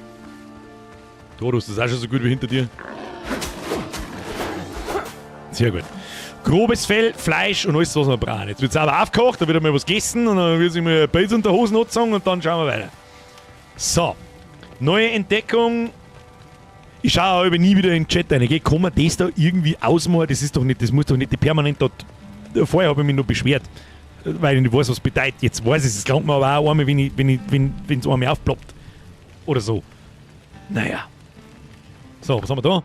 Ich brauche dringend neue Stiefel, sonst laufe ich mir jedes Mal Blasen, wenn ich durch den Dschungel renne. Stelle neue Stiefel her. Ich nehme an, da gehen wir an die Werkbank. Werkbank. Grober Stoff, Seil. Das ist ein ganz wichtiger Teil jetzt. Die Icons, Artworks von die Icons schauen sehr cool aus. Das sind Kleinigkeiten, für mich ist das wichtig, lass mich in Ruhe. Damit ich sofort erkenne, was es ist und es zum Artstyle passt und ich finde, das tut es. Steingeschoss, 5 Stück, Reparaturset, Steinaxt, Steinpite, was haben wir da? Nach Seltenheit filtern. Oh, da gibt es dann eine ziemlich krasse Items, ja. Auffüllen, reparieren. Ja, aber wie mache ich den Stiefel? Ich sehe keine Stiefel. Ich sehe keine Stiefel. How do I do this? Tun wir da noch mehr, müssen wir da extra was bauen. Ah, Zerlegungstisch. Ermöglicht es dir, Ausrüstung zu zerlegen und die Ressourcen zurückzugewinnen, die zu ihrer Herstellung verwendet wurden. Funktioniert nur innerhalb der Reichweite des Lagerfeuers. Ja, okay. Standfackel. Oder Signalfeuer. Da kann man Rohan rufen. Werkstatt für Rüstung und Kleidung. Da brauchen wir groben Stoff, 10 Stück. Ja, okay, und den müssen wir, hoppala, da, hier, grober Stoff. Grober Stoff, 10 Stück. Machen wir mal 10 Stück Zähne herstellen. Und es geht auch instant. Dankeschön und nicht irgendein behinderter Balken, der mir mit Gewalt einfach nur Zeit kostet. Alles nehmen. Okay, so, habe ich jetzt 10 Still Stoff oder was habe ich denn jetzt da? Ah ja, das nehmen wir jetzt mit rein, damit wir uns auskennen. Nein, das kann man nicht einfach auslassen, das gefällt mir nicht. Steine, Holz, man muss da immer klicken. Hier Baumaterialien, da hier, Nahrung, da hier. Ich weiß jetzt noch nicht, ob die Muscheln als Nahrung gelten. Baumats, hier Samen. Gut, so jetzt Viecherfett. Haben wir alles da. Ja, schaut schon gut aus, B. Dann schauen wir mal, Zerlegungstisch, da brauchen wir das Ding da. So, das stellen wir. Ja, wie es ausschaut, ist ja scheißegal. Stell das da auf, weil da schaut's gut aus. So, warum drucken ich instinktiv auf Q zum Schließen des Baumenüs? Weiß ich nicht, wo kommt das wieder her? Werkstatt, Dach erforderlich. Wie? Wie Dach erforderlich? Wo soll ich denn jetzt ein Dach erzaubern? Neue Entdeckungen verfügbar auf G. Was haben wir da? Schneiderei und ein verbesserter Rucksack. Seemannsrucksack, bitte Platz für Proviant und eine Woche und 2 Flaschen rum. Jacke des Überlebens, da können wir uns dann Rüstungsteile bauen. Ja, das verstehe ich schon. Baupläne verfügbar, das haben wir auch. Abenteuer. Dringend neue Stiefel. Herausforderungen, Vogeljagd, 1 von 20, 40 fucking soll ich killen, da kannst du mir mal. Belohnung, Eber-Trophäe. Und die kann man dann aufhängen und die verbessert deinen Ruhepuls. Den Piraten-Ruhepuls verbessert es dann. Also man hat mehrere Ausdauerregeneration und so. Also hat man einen kleinen Ansporn, das wirklich zum Tor. Weil ich bin jetzt der Erste auf diesen, oder wahrscheinlich auch nicht der Erste, der sich sofort sagt, wieso soll ich jetzt 40 fucking killen? Dass ich mir den behinderten Saukopf da reinhängen kann. Du kannst mir am Arsch lecken, das bringt mir genau gar nichts. I don't give a shit. Aber jetzt, wo ich weiß, das gibt mir mehr Ausdauer an so einem Krampf, ja, dann gehe ich wohl und schlachte die Schweine, Freunde der Sonne. So, wo waren wir jetzt? Ich muss ein Dach bauen. Dach erforderlich. Dann bauen wir ein Dach. Boden und Wände. Oh. Okay. So, dann hier ein Pier. Fundament. Böden. Dächer. Ich baue jetzt einmal ein großes Dach mit Blättern. Vom Baumenü ganz furchtbar wichtig. Die Frage ist jetzt, was kann man da rundherum zimmern? Das hätten sie mir auch vorher sagen können. Wieso brauche ich da dafür ein Dachel und da dafür nicht? Das ist wieder totaler Kass. Okay, das wird jetzt interessant. Pfeiler und Planken, Pfeilerstöcke, Balken. Sehen wir da so her? Ja, ich weiß auch nicht, wie es bauen ist. Probieren wir jetzt einfach aus. Da, hier, Pflanzenfaser und dann gehen wir das zack. Und dann machen wir.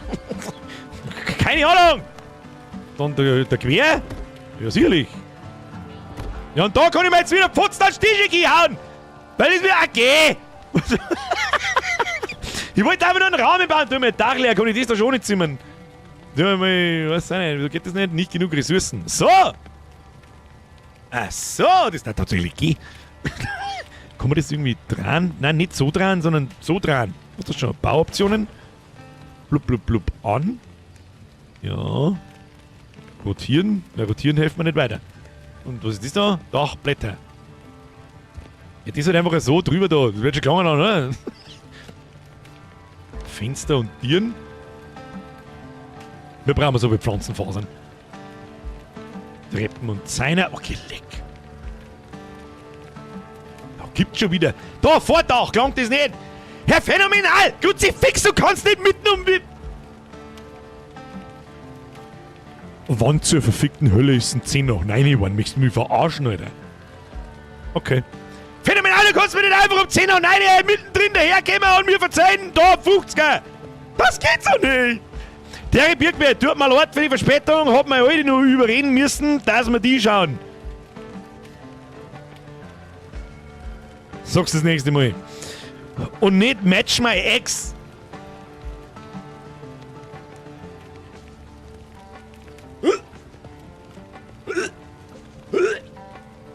Alter, ich kann beim Lesen von Match My Ex, kann ich bei jedem Wort sehen, wie ich 10 IQ-Punkte dümmer bin. Und ich glaube, ich habe mich gut durchgesetzt und bin ins Gamingzimmer gegangen. Aber guten Terry. Ja, phänomenal, merci dir. Wenn sie jetzt Watch My Ex im Wohnzimmer schaut, dann kriegt sie nicht mit, dass keiner 50 aus dem Fenster geworfen hast. Ja, phänomenal, merci dir. So. Mit der meine Ohrschläfer im Schund da. Scheiße, aufsitzen da. So. Ja, das können wir eigentlich alles einmal gemütlich irgendwann. Was ist das da? Hütte. Wieso bauen wir nicht gleich sich eine hier rein? Oder brauche ich 240 Pflanzenfasern? Kruzifix, da brauche ich ja 240 Leute aus dem Vollbier-Squad. Wo sollen wir die Pflanzenfasern herkriegen? Jetzt warte mal. Haben wir so. Ach, da fällt aus jedem fällt einer aus. Ja gut, dann haben wir drauf umeinander. Los geht's. Der Fiskus. Nein, der Ficus. Good old Ficus. Wir brauchen auf alle Fälle Pflanzenfasern. Oh, ich muss auf der Ausdauer ein bisschen aufpassen. Wird der besser? Nein, der wird ja gar nicht kaputt. Der Ficus ist aus Beton! Kriegen wir da auch Pflanzenfasern raus? Den Bums, der da am Boden liegt? Ja, schon. Ja, schon. So, ich hab so das Gefühl, was ist das da? Okay.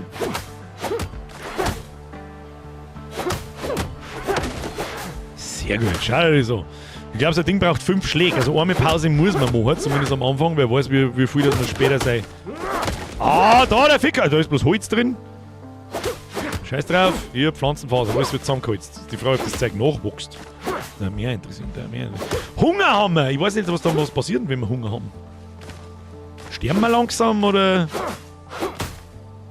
Warte mal, kann man die zusammen? Nein, kann man nicht. Pflanzenfaser-Donations incoming. Ja, kann man auch nicht kaputt machen, aber gut, das schaut doch schon mal gar nicht schlecht aus. Mit Pflanzenfasern haben wir 280. Ich habe so das Gefühl, dass wir das da nochmal zwingen müssen. Da. Werkstatt für Rüstung und Kleidung. Also ein wenig ein Raster und ein Maß kann man schon, weil woher soll denn ich vorher wissen, dass ich jetzt da ein Loch eingebaut habe? Kann ich das da wieder zwingen?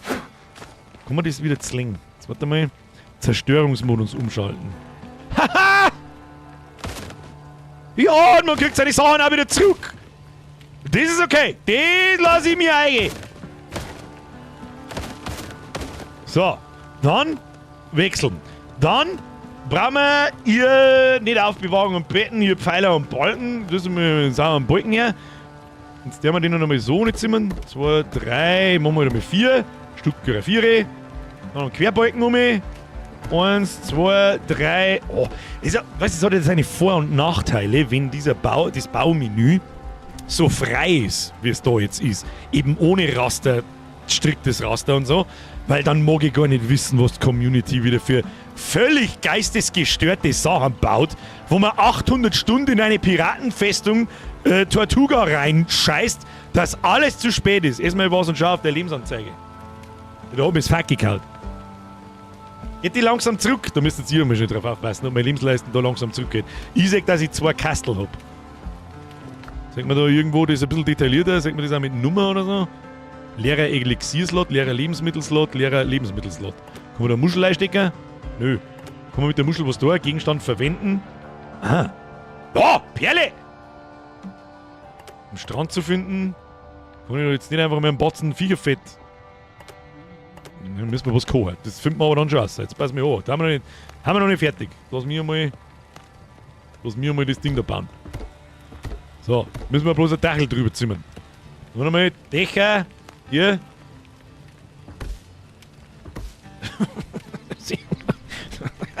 Sehr rustikales Dach, aber wenn sein Zweck erfüllt. Halt!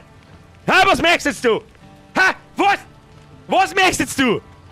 Hätte ich ihn echt ausgebaut. Jetzt sieh nochmal auf Pro-Tipp, bau nochmal alles ab und bau gleich am Strand, trust me.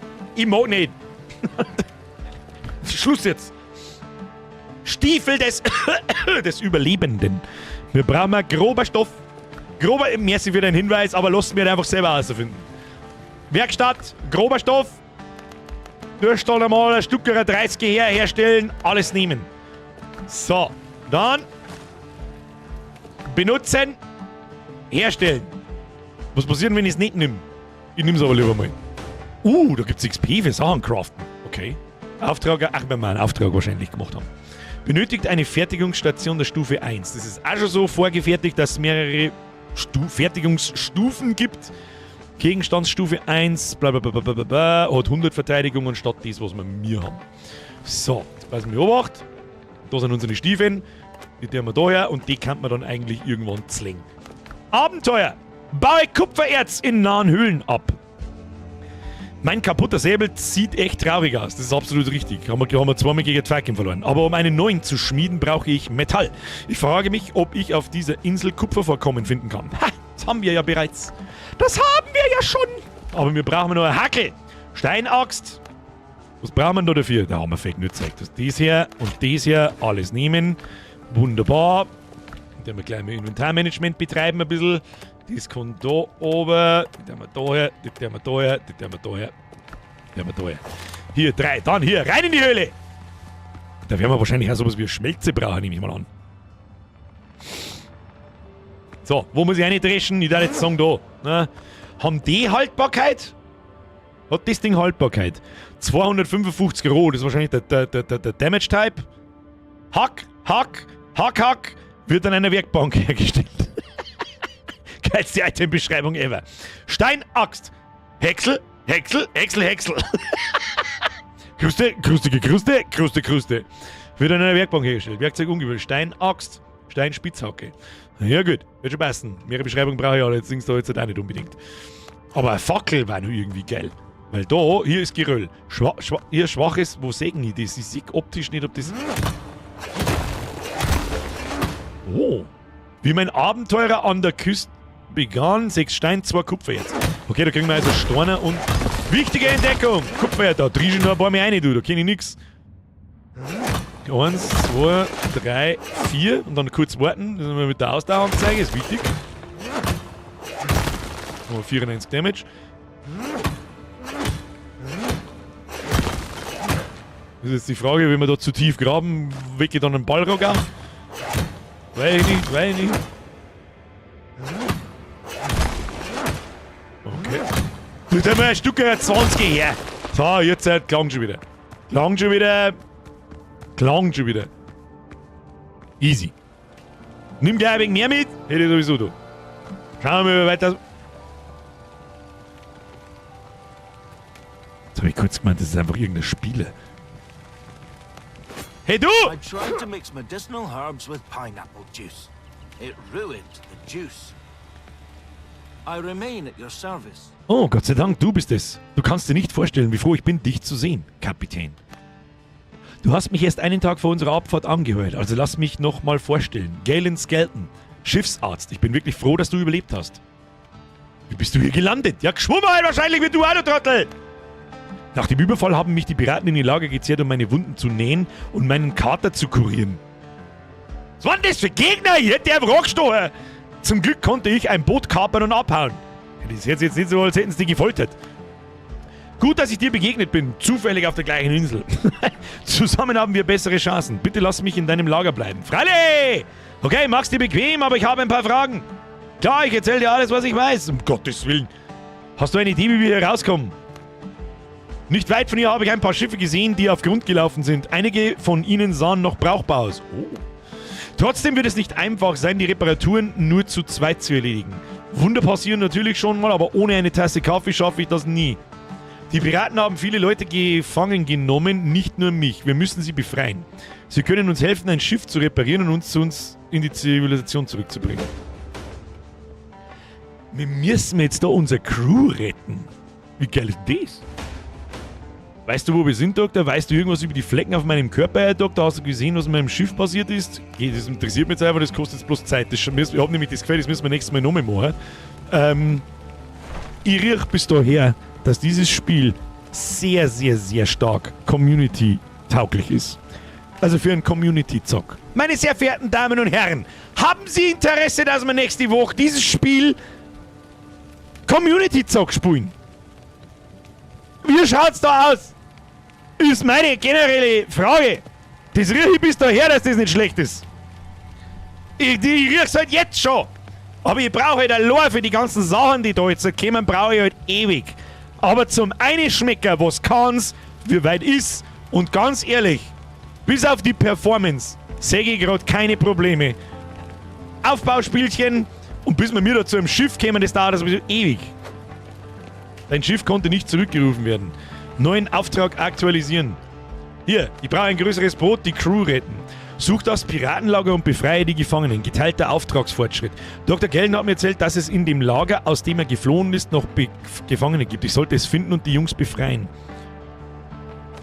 Wie man... Oh, ich habe Kupfer gefunden, jetzt muss ich nur noch einen Holzkohlemeiler und einen Hochofen bauen und ein paar Barren machen. Dachte ich mir. Colin Waldere! März wird 52 Monate. Hat eigentlich irgendwer schon mal auf den Like-Button gedrückt. Stimmt! Meine Damen und Herren, haben Sie halt schon mal auf den Like-Button drauf gesmasht, das würde mich sehr freuen. Auch die Lurker, ihr faulen Penner! Hallo! Hallo! Und dann alle neuen Abo-Button smashen. Danke. So, jetzt passen wir auf. Was wollten wir? Ja, bauen. Hier, bauen. Wir müssen bauen. Fertigung und Hilfsmittel. Werkbank, Kochen, Rüstung, Kleider. Benötigte Ressourcen, da brauchen wir Ton. Wo kriegen wir Ton her? Ich meine, hier Schmelzofen wird verwendet, um Roherz im Barren zu schmelzen, wird verwendet, um Holzkohle aus Holz herzustellen. Das heißt, wir brauchen jetzt erst einmal Ton. Wo kriegen wir Ton? Wahrscheinlich in einer Lehmgruben.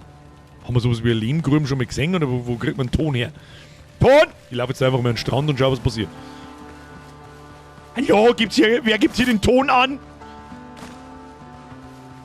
Hallo, können Sie etwas Ton angeben? Da ist Frauen, Palme, was auch immer das ist, mir auch wurscht. Wir nehmen das Holz auf alle Fälle mit, kann man überbrauen. Ah! Ja genau, habt ihr schon erlebt.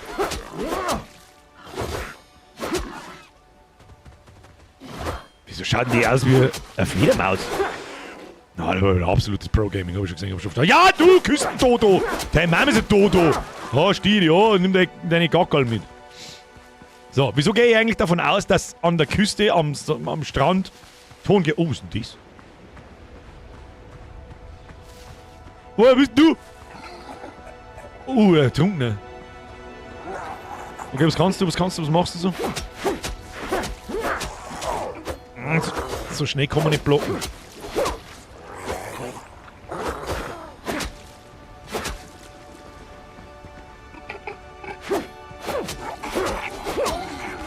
Haha! Ja, Untotenessenz, da schon hin.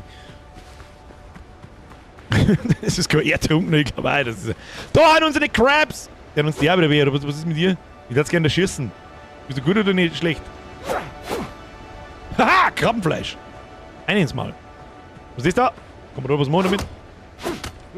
Was kann es? Bist du eine Kiste, Steinaxt oder besser benötigt? Ja, hab ich. Nimm mit die dann. Oh, da geht Holz raus. Oh, die macht ja gleich sehr viel mehr Damage. Da zielt er auf die einzelnen Elemente. Oh, schau her. Schau her, Nasenbär. Da bleiben wir, du da jetzt da. Oh, das war ein schwerer Angriff. Nein. Soll ich dort, wenn ich einen Sprint mache? Ah ja, schön. Geht schon. Kann man das essen? Was zum Essen? Immer noch nicht. Müssen wir uns was zum Essen kochen. Da hinten da haben noch zwei Besoffene. Mit zwei lege ich mich aber nicht an. Ich bin eh schon fast hin. So, wo kriegen wir Ton? R-trunken, B-trunken. Kleiner Tipp, deine Axt macht momentan mehr Schaden wie deine Waffe. Ja, das macht tatsächlich auch Sinn. Das ist tatsächlich eine Haltbarkeit. Nochmal. Es gibt keine Haltbarkeit. Ich sehe nirgendwo irgendwo einen Haltbarkeitsbalken oder einen Prozentzustand oder sonst irgendetwas. Fortschritt, haben wir ja schon ein paar XP gesammelt. Ton. Wo gibt's Ton? Das schaut doch nach Ton. Ich wollte gerade sagen, schaut doch nach Ton aus. Her mit dem Ton! 20 brauchen wir uns geheißen. Oh, schau hier, wie das abgebaut wird. Schaut gut aus. Schaut gut aus. Kann man lassen. Da hat sich jemand was denkt. Ich brauche... Oh, er geht dann auch selber weiter von Objekt zu Objekt. Ja, schön. Es ist halt das typische Survival-Aufbauspiel. Ja, das ich lang wegbockt habe. Bis Anfang dieses Jahres. Ich glaube, dass ich vorher seit 10 Jahren nicht mal wieder, vor allem offstream, irgendein Survival-Aufbauspiel gespielt habe. Und es war gut, dass ich das so lange nicht da habe, weil jetzt macht es wieder Spaß. Einfach mal umeinander laufen und Dreck sammeln. Ja, für die gute alte Dreckhütten. Die hat noch nie geschaut. Das Tonding haben wir übrigens ganz zusammen, damit das gleich mal klar ist. Den wir gar nicht lange umeinander. Bitte ein Ton! Zusammendroschen den Schund. Alles wird mitgenommen. Hier, Holz wird auch mitgenommen. Haben wir noch irgendwo was übersehen? Weiß ich nicht. Der wird das noch zusammensauen da. Hat noch nie nicht geschaut. Ah, schau hier. Und jetzt, wenn das, ich weiß ja nicht, ob man das jetzt noch sehen, das Kampfsystem, muss man sich drauf holen. Also man kriegt schon hart auf die Fresse. Das ist die Frage, wächst das Tonzeug nach, weil auf der Minimap wird es immer noch angezeigt. Inventar ist voll. Ah ja. Ich will hier keinen Ton hören! Heul nicht, wenn ich draufhau. Au, au. So, wir nehmen trotzdem auf dem Weg nach Hause das Treibholz mit. Da hinten war noch mehr Ton vorkommen gewesen. Ein wenig rasten. So, braucht jetzt das Klump auch wieder ein Dach. Das war halt toll, wenn es vorher dort steht. Vielleicht steht es da dort, ich hab's bloß nicht gelesen. Da haben wir. Wird verwendet, um Holzkohle, funktioniert nur im Freien, funktioniert nur innerhalb der Reichweite des Lagerfeuers. Steht das bei dem Ding auch noch bei Reichweite des Lagerfeuers? Ja. Oh doch, tatsächlich steht es dabei, erfordert ein Dach. Na gut. Halt dich meine Schnauze, meine Damen und Herren. Sehe ich da die Ränder, wie weit ich bauen kann? Ja. Ich baue das jetzt mal in den äußeren Rand. Da bauen wir sie. Bam. Und wir brauchen noch das da. Brauchen wir Stein. 8 Steine brauchen wir noch. Den wir vielleicht vorher mal schauen sollen. Aber warte mal, wir haben ja das da. Der passt mir sowieso überhaupt nicht da. Kann ich jetzt da Steine mitnehmen? Sag ich das richtig? Was? 2 Steine haben aus dem Felsen rausgefallen. Das ist ein Witz, ey. Are you drunk? Nein, leider nicht. So, hier.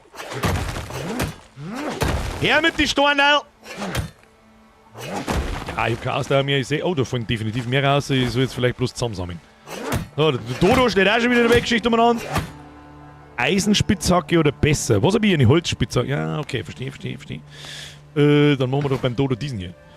Oh, Hacke macht mehr Damage, hat's geheißen. Da bist du auf 3 Schläge hier, du Hurenviech, du Kreisligs. Die Sonne steigt auf. So, ja, gut, also gut ausschaut das schon. Da kannst du sagen, was du magst. Das schaut schon gut aus. Aber nicht so, dass ich mit 60 FPS rumrenne. Nein, für das schaut's nicht gut aus. Nein! So nicht! Holzkohle Meiler. Bitte einmal Holz herstellen. Ein Stück Hilfe. Einfach so. Ach, und da dauert's dann schon wieder. Gut, das hätte mich jetzt allerdings auch gewundert. War ein wenig komisch. Oh, das wird auch angezeigt. Schon hin. Dann bauen wir noch das drum daneben. Machen wir so. Einfach immer hinzimmern, weil nächste Woche ist sowieso für den Arsch. So, was haben wir da? Hier, Schmelzofen, Kupferbarren und dann brauchen wir halt Kohlen. Wahrscheinlich 4. Ein Stück Kohle für ein Stück Kupfererz zum Herstellen von einem Kupferbarren. Und aus dem Kupferbarren können wir uns dann wahrscheinlich besser die Werkzeuge herstellen und so weiter. Werden die nachher aneinander fertig? Was ist denn das da? Asche, Holzkohle. Inventar ist voll. Dann werden wir uns wohl Kisten bauen müssen einmal. Tu mir ein Stück Kisten her. Hier Böden und Wände, Aufbewahrung und Betten. Was haben wir hier? Hier Lagerkorb, 16 Slots, 8 da haben wir Nägel. Wir haben keine Nägel. Das ist doch mal ein Kerbe. Das ist doch mal ein Kerbe her. Oh, hier stellst du das Kerbe daneben hin, stellst das Kerbe dazwischen. Nein. So, das passt schon. Das passt schon. Öffnen. Was tun wir da so rein? Was ist der Shortcut? Ah ja, Shift. Ton. Ach, tu einfach alles rein, was scheißegal ist. Das wird, glaube ich, wenn ich es richtig gelesen habe, alles. Aus dem also brauchen wir noch einen, möchte ich sagen. Bauen wir noch einen! Der Mist. So, hier. Wunderschön. So, her mit den Kohlen. Und dann wir da hier Kupferbarren bauen, oder was? Ah! Eine Kohle macht immer 4 Kupferbarren. Das wird wahrscheinlich dann wieder immer weniger. Eisen macht ja dann wahrscheinlich plus 2 oder was weiß ich, was die nächste Stufe ist. Herstellen und das dauert auch immer ein bisschen. Okay. Hätte mich auch zu stark gewundert. So, herstellen. Wo sägen ich wie viel in Arbeit? Achtung. 12 Stück sind noch in Arbeit. Hätten wir jetzt vielleicht nicht das ganze Holz raushauen müssen, aber gut. Herstellen. Das wird dann auch nicht in Reihe geschaltet, sondern das wird einfach bloß draufgerechnet und fertig. Das ist auch gut. Wird das aus der Kiste direkt in den Ofen gehen? Das probieren wir jetzt auch gleich einmal schnell aus. Es ist die Frage, ob es von Ofen direkt in den anderen Ofen geht. Schauen wir mal. Wir haben jetzt da eine Kohle herin. Und da haben wir aber 0. Wenn ich die Kohle da jetzt außer tue, und steck die Kohle da in die Kisten. Haben wir eins. Da ist mitdenkt worden. Große Klasse. Nice. Ja, herstellen. Hier, alles nehmen. Wie mein Abenteuer an der Küste begann. Und nun? Mit diesem kaputten Säbel kann ich nicht mal einen Dodo erschrecken. Doch, wir haben ein paar Dodo erschreckt. Ich muss mir eine neue Nahkampfwaffe herstellen, egal was für eine. Die Frage ist jetzt, geht das an der Werkstatt?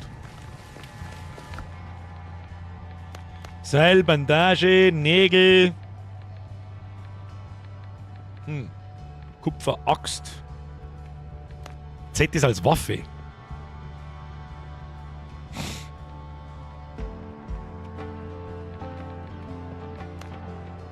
Eine Lampe, die selbst die tiefsten Dunkelheit erhält, wird an einer Werkbank hergestellt. Ah, cool. Schauen wir mal, ob es eine extra Werkbank dafür gibt oder so.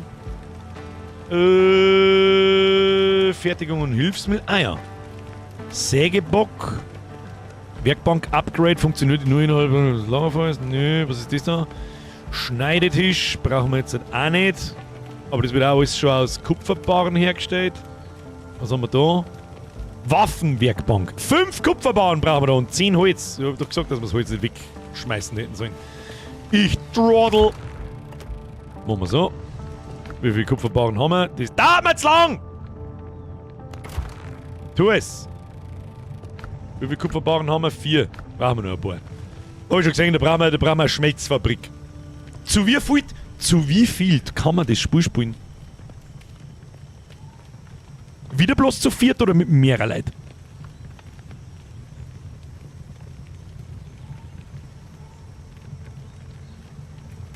Weiß das jemand? Coop, glaube ich, 8 oder 16. Das heißt, man kann da wirklich ein Schiff als ganze Crew bedienen. Man kann da zu 8. Die ganze Crew kann das Schiff dann später auch bedienen, weil das werden wir heute leider Gottes wahrscheinlich nicht mehr sehen, weil der Weg in Richtung Schiff ist wahrscheinlich ein bisschen lang. Zu 8 ist ja nur noch geil. Wenn wir mir da zu 8 auf dem Schiff rumrennen und jeder hat so seine Aufgaben mit Kanonen schießen und so ein Scheiß. Ich flipp komplett aus. Das war das allergeilste. Das war die geilste Scheiße ever. Das war die geilste Scheiße ever. Oh, Kupfererz haben wir keins mehr. Deswegen geht's nicht weiter. Jetzt haben wir beieinander. So, oh, da haben wir noch verstanden. Den nehmen wir mit. Tust du mir Steinaxt her? Den brauchen wir Holz. Tu mir. So! Herr Fickus!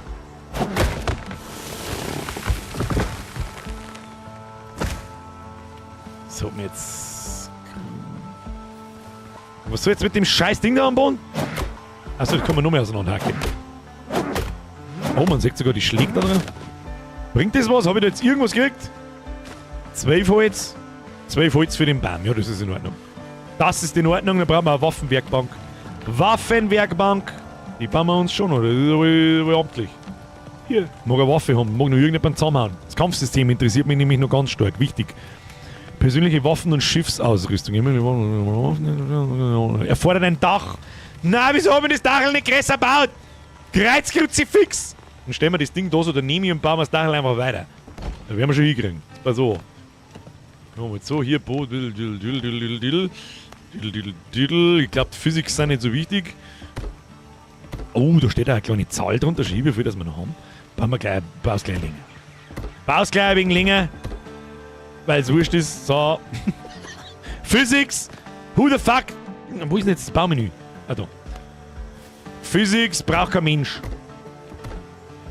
So. Wunderschön. Dächer. Dachblech. Ist das bloß so ein kleines Dachel? Da probieren wir jetzt einmal schnell, ob das gelangt. Schaut aber besser aus.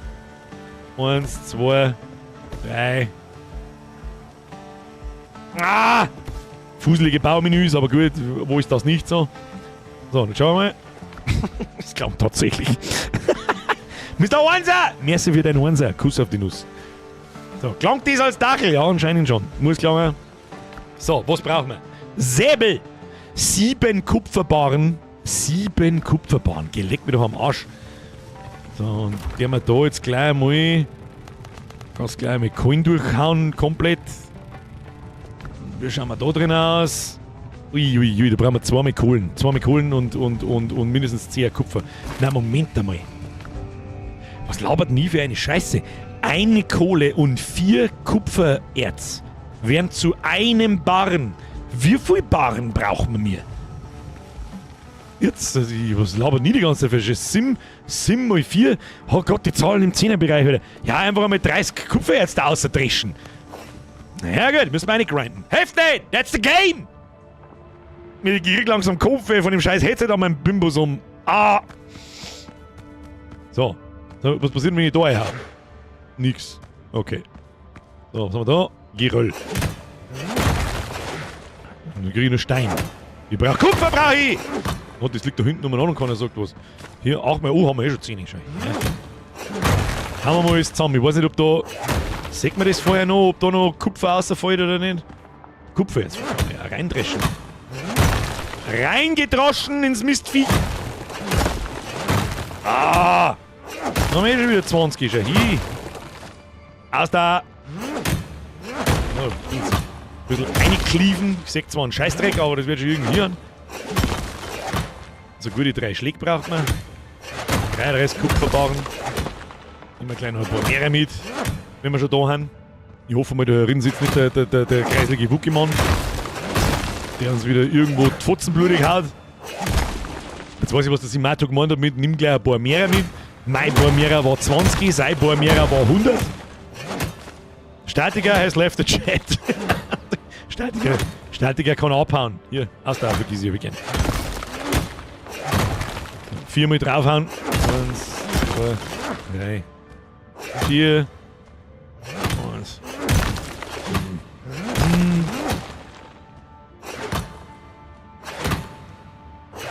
Die Mare, das mache ich, wenn ich einen Säbel habe. Kochen müssen wir uns übrigens auch noch was, weil meine Gesundheit ist nicht so ganz gut. Da kommt wieder der erste Besoffene und haut mich aus den Latschen. Mit 8 Leute die Insel farmen wie Heischreck. Ja, da wird einfach im 2 Meter Abstand wird einfach drüber gefahren und alles niedergemeint, was da ist. Herr Pulverpirk, mehr als für 27 Monate! Los, liken, sonst kommt der Chef mit dem krummen Säbel zu euch haben. Nicht bloß mit dem, ja, aber nicht mit dem, was du meinst. Sondern mit dem aus meinem Hosentil. So, was wollen wir bauen? Ja, erst einmal Kupferbums. Hier, Kupferbums. Dann machen wir das so. Herstellen. Nicht genug Ressourcen. Sehr schön. So, und währenddessen das da umeinander schmilzt, schauen wir uns einfach einmal die so anwenden. So. Säge ich das Ding jetzt irgendwo in was für eine Richtung, dass ich muss? Ja, in die. Dann gehen wir, halt, stopp, kochen wir noch schnell was. Kocht haben wir noch gar nicht. Das tun wir noch schnell. Würziges Hühnchen, was brauchen wir da? Süßkartoffeln, habe ich nicht. Eier und Speck, ja, das kannst du mal hier da. Stücke 4, alles nehmen. Wie isst man das? Ah ja. Und schon haben wir wieder fast voll. So, los geht's! Schauen wir uns mal so ein Fragezeichen an, weil die Points of Interest, die interessieren mich natürlich schon. Was es da so gibt, wie das so ausschaut, das ist wahrscheinlich eine absolute Starterposition. Aber mich macht ein wenig skeptisch, dass die Level 1er Viecher uns schon so die Fotzen voll haben mit 2 Schlägen. Blau Dodo!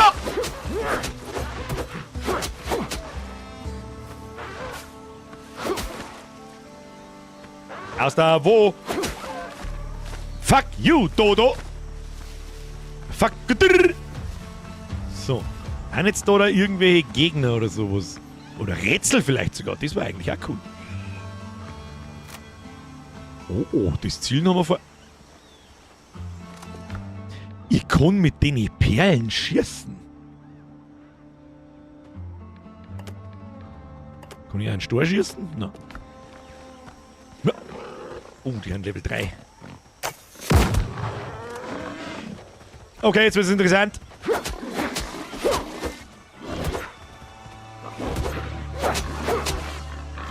Nein, nicht. Da kannst du nicht. Ja, okay. Okay. Kannst du vergessen. Wenn du keine Ausdauer mehr hast, war's das mit Blocken, wenn ich das gerade richtig verstanden habe. Kannst du komplett vergessen. Ja, da müssen wir uns durchsterben. Da müssen wir uns durchwipen. Cleaven. Ohne Ausdauer kann ich nicht cleaven, guter Mann. So, wo ist mein... Da, hier. Küstendodo, der Mann ist ein Küstendodo. Erst einmal was essen. So. Scheiße, jetzt stehen die Wichser schon wieder an meinem... Den Level 3er müssen wir wegkriegen da. Ja, wieder keine Kugeln, nicht fix.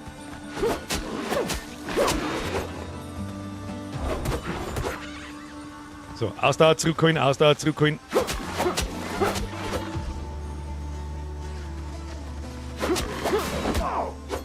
Die Drecksau geht auch einfach hinter mir und haut von dort zu. Oh, wir muss essen. Und wir muss essen. So einfach was gewinnen. So einfach was gewinnen! Mistviech, angesucht. So, muss ich das jetzt da rundum laufen oder kriege ich das alles wieder? Ja, mein Inventar wieder. Was ist denn das da? Was ist da am Boden? Das ist eine Lampe. Ich seh's da ganz genau, das kann ich nicht nehmen. Gib Lampe! Ja, gibt mir keine Lampe. Und da soll es 3 Truhen geben. Ja, du willst auch, kannst mich direkt am Arsch legen. Da ziehen wir direkt durch. Da ist eine Truhe. Kiste! Alte Truhe. Oh, kleiner Heiltrank. Knochenperlen. Eine einfache Verzierung eines antiken Volkes, hergestellt aus Knochen und Nüssen. Kann in Ruinen gefunden werden und an Schmuggler verkauft werden. Was haben wir da? Tonvase. Eine Vase mit wellenförmigem Muster. In den Rissen stecken Maiskörner. Kann in den Ruinen gefunden und an Schmuggler verkauft werden. Okay. Menü schließen. Alte Truhe. Das ist aber bloß eine von 3. Wenn wir da wie kalt's denn da? Da haben wir noch mehr Fackel.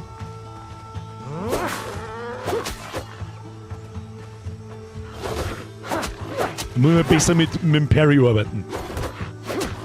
Und wenn es Gold blitzt, habe ich richtig parried. Komm. Ah, schau her! Da wird man dann einen Gegner wahrscheinlich auch ein wenig stunnen oder so, nehme ich mal an. Dann wird man nochmal was essen, weil mein Leben schon wieder komplett im Arsch ist. Wieso verlieren die eigentlich die ganze Zeit Leben? Was nicht geheißen, ich wollte, nein, das der wir jetzt nicht, aber mit 2 Lingen, die hauen mir wieder die Fotze voll. Die prügeln mir wieder die Scheiße aus, euch raus, du. Alte Truhe öffnen, die haben wir schon. Kistige Kiste. Haben wir da noch was? Schutt, Steinspitzhacke. Schau mal her, was ist der Schutt? Was kann Schutt? Ah!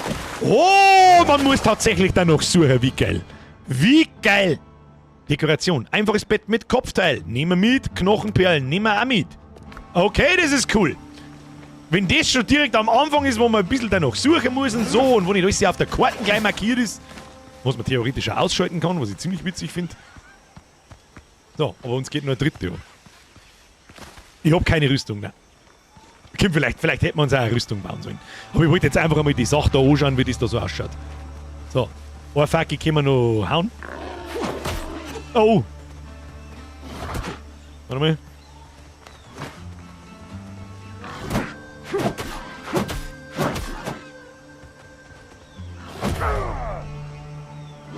Was? Wieso? Oh, das haben wir schon wieder genau benannt. Habe ich irgendwas zum Essen? Gibt's mal wieder irgendwas zum Essen? Ich will einen Heiltrank haben. Haha! Oh, der bringt aber auch nicht den Teufel. So, wir haben immer noch eine Kiste zum Finden. Kistige Kiste. Ist die vielleicht außen? Ist die vielleicht oben? Oder? Haben wir schon aufgemacht. Ja, haben wir schon. Ah, da hinten ist noch eine. Können wir da um? Wie kommt man da um?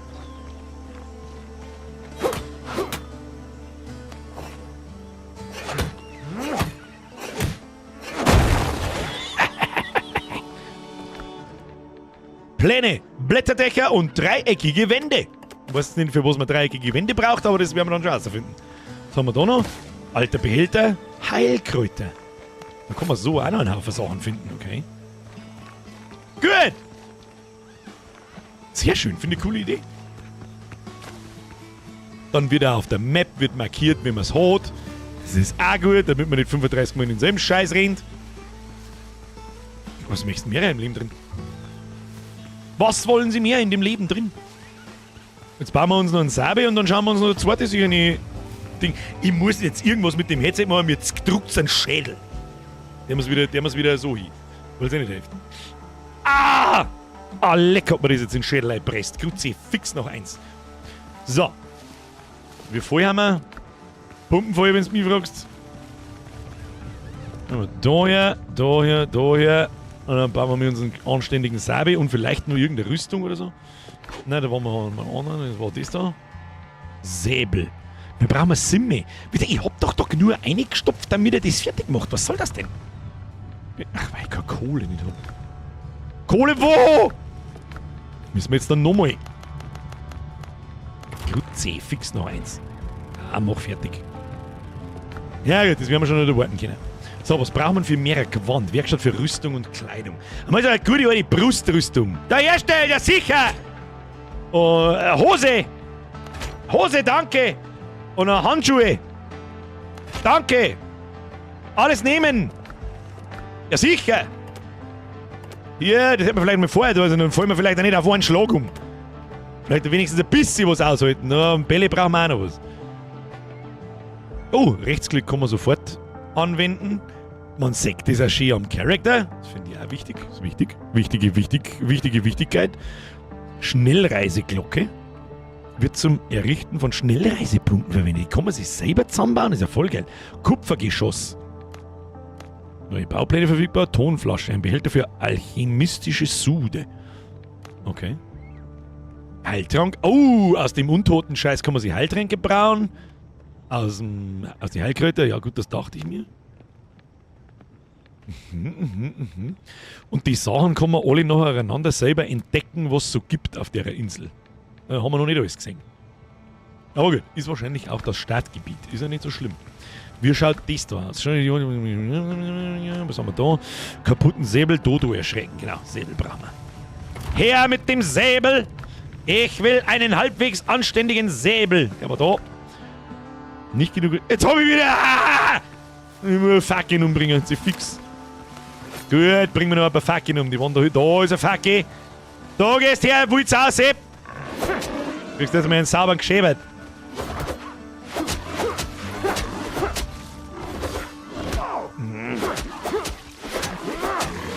Ja, hier. Stereo-Kill. Double Kill. Kill. Haben wir da noch irgendwo Fackel? Ich sehe kein Fackel. Fackel wo? Fackelsepp, wo bist denn du? Ich lauf da oben um. Was ist denn da in der See draußen? Sollte man sich vielleicht auch noch mal genauer anschauen.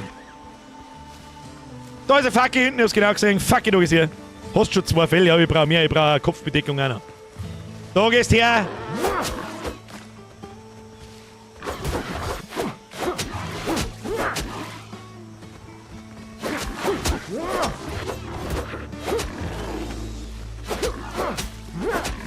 Easy. Easiest game of my life! So. Sonst irgendwelche was ist denn da draußen? Da ist ein Fassel draußen, da kann ich nicht rausschwimmen. Nein, da kann ich nicht rausschwimmen. Das ist nichts für mich. Da hinten ein Haufen Holzklumpen, wo man anlegen. Naja gut, ist ja scheißegal. Scheißegal. Gehen wir mal zurück aus, vielleicht finden wir noch eine Fackel auf dem Weg. Respawnen die Fackel? Wahrscheinlich schon. Müssen sie ja fast. Die müssen ja irgendwo abseits fast. Da ist noch eine Fackel, das nehmen wir auch noch mit schnell. Kommen Sie bitte. Ist das Fackel dann ein bisschen gestunt, wenn ich es perfekt parried? Oder kriegt das ein wenig einen Schaden? Das habe ich noch nicht so herausgefunden, was dann besser ist, wenn ich das so mache. Oder vielleicht verliere ich weniger Ausdauer oder alles von allem ein bisschen. Wir werden sehen. Aber wir haben auf alle Fälle genug. So, haben wir jetzt eigentlich den Säbel schon gebaut? Nein. Säbel bauen! Alles nehmen. So, dann. Der macht 210 Schlag. Was macht unser jetziger Säbel? Also 190 Schlag. So unfassbar viel ist das gar nicht. Was heißt denn AK? Angriffskraft. Der macht 10 mehr.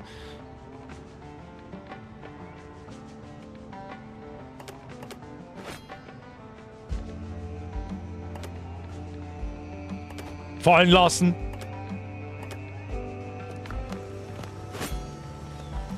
So, schaut schon mal besser aus. Tja, und dann würde ich sagen, gehen wir noch da hin. Links, dann schauen wir uns noch das noch. Und das andere hinten schauen wir uns auch noch. Ja, aber sonst Wie groß ist ein Stack maximal? Das ist eine gute Frage. Ich habe jetzt da zum Beispiel Pflanzenfaser 97. Probieren wir mal, ob es über 100 hinausgeht. Warte mal. Warte. Ja, der Stack geht über 100. Kommt natürlich vielleicht auch aufs Item drauf an, wie viel das man stacken kann. Pflanzenfasern sind in der Regel bei sich in den Spielen doch immer recht klein vom Packmaß. Aber sie wissen schon. So, okay, das sind auch einfach nochmal so Ruinen. Ich nehme an, das wird dann sehr oh, dann aber andere Gegner. Blau-Dodo! Stiel dich einfach an, schau dich an, du Trottel. Direkt der Tipp. Die haben verschiedene Attacken auch noch. Ah, da ein Schädel drunter. Jetzt warte mal, was bedeuten denn die Schädel? Was bedeuten die? Zum Beispiel jetzt Parry mal einfach einmal nur. Damit haut sie. Na, da geht das Schädel auf alle Fälle nicht weg. Was auch immer das Rüstungsdings da bedeutet hat, das werden wir schon noch irgendwann rausfinden. Oh, da geht's. Da wimmelt's auf lauter Totos! Schön reingeklieft. Oh. Nein, nicht der Dodo! Kruzifix! Also man stirbt verschissen schnell in dem Spiel. Bist du besoffen oder was?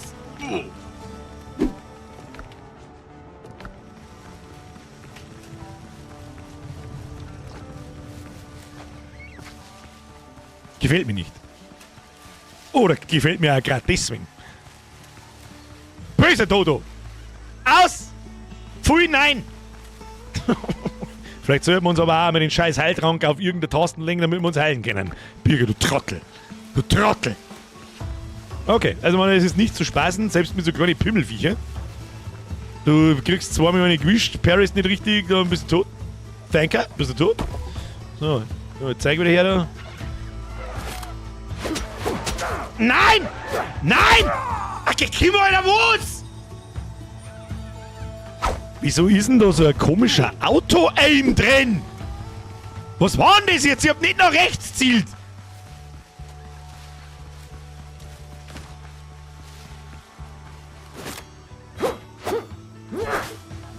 Ne, der haut dann schon in die Richtung, wo ich schaue. Aber der hat jetzt einfach die Kamera in Richtung von dem rechten kleinen Deppendodo draht. Gefällt mir nicht.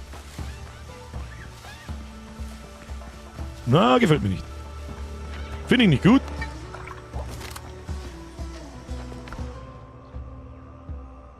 Nehmen wir mit. Komm, da gibt es eine Taste für alles. So. Wieso ist denn ihr eigentlich so scheiße? Was ist denn mit ihm? Das ist der Crack-Dodo. Wächst denn du eigentlich? Sagt er, ich spinne?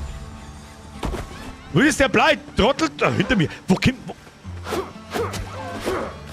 Hat der gerade einen Stern neben sich gehabt? Das darf vielleicht einiges erklären. Das habe ich jetzt nicht gesehen. Hat der einen Stern neben seinem Namen gehabt? War das irgend sowas wie der Elite-Dodo? Dodo-Ei aufnehmen. Oh, der wird grantig, weil ich da seine Eier klaue. Sag ich das richtig? Oh, haben wir schon. Her mit den Gackerl. Was muss ich denn überhaupt finden? Wir müssen finden. Oh, hier ist kistige Kiste, meine Damen und Herren. Haben wir schon? Dicke Ranke, ja, ich habe eine dicke Ranke. Oh, da geht's in den Keller. Jetzt warte mal. Schauen wir jetzt mit da rundum, ob da noch die Kisten irgendwo ist. Nein, aber viel Dodo-Eier. Ich weiß nicht, was mit den Dodo-Eier da ist, aber so einen Keller schauen wir uns jetzt einmal noch. Bin mir nicht so hundertprozentig sicher, ob wir da recht weit kommen mit unserem ich kriege einmal aufs Mal und fall um, aber ist wurscht. Der Don, das war der Boss. Ach du Kacke, okay. So, der hat jetzt 30 in die Schelle, haben da noch mehrere? Haben da mehrere? Nein. Oh, da haben mehrere. Verpissen Sie sich. Oh ja, der schmeißt an! Alles klar, ich sag's wie es ist, mit diesem Kampfsystem ist nicht zu spaßen. Mit diesem Kampfsystem ist keine beschissene Sekunde zu spaßen. Habe ich auf doof gedruckt? Weiß ich nicht. Das ist da mal hier. Jetzt passen wir auf. Ich habe nämlich das Gefühl, wenn wir mir was essen, sag mal, und dann easy nochmal was. Nein, aber dann haben wir einen Strich mehr Lehm. Okay. Na, die zweite Idee vermöbelt man jetzt schon noch.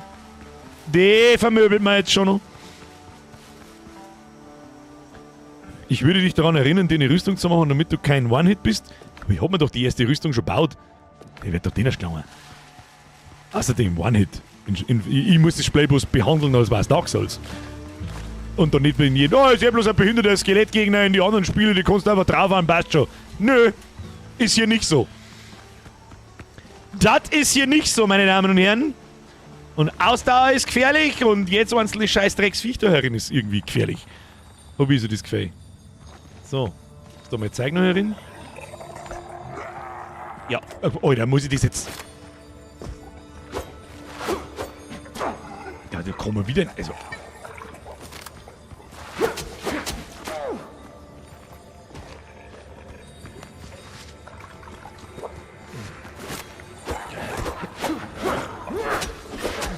Hau nicht zusammen, bevor wir wieder sterben! So. Sterben wir uns jetzt einfach durch, ist mir scheißegal. Aber das ist schon zack. Okay, das ist wirklich zack. Ist wirklich zack. Kann man mir schon besser nicht rüsten? Warte, das darf mich jetzt schnell interessieren. Das darf mich jetzt schnell interessieren. Damit können wir noch nicht mehr bessere Schwerter können wir auch noch nicht bauen. Und dann, ne? Verbessern. Ah, okay, was brauchen wir noch dazu? Da brauchen wir noch mehr Stoff. Noch mehr Stoff und Facki Sachen. Das kann man natürlich machen. Wir kann man uns aber auch durchsterben. Ich weiß nicht, ob dein ganzer Loot nun ist mir scheißegal. Ist mir oh, ich hab 2 Grabsteine auf der Minimap. Siehst du das? Sehen wir es gleich. Das war schwach. Das war jetzt natürlich gut in dem Fall, aber eigentlich müsste der erste Loot weg sein. Das war ein totaler Kampf. Für was droppen wir es denn dann? Das ist ein totaler Kampf. Da ist jetzt das Mistviech da hervorne. Da, vor allem, wieso geht da auf einmal dann... So, warte mal.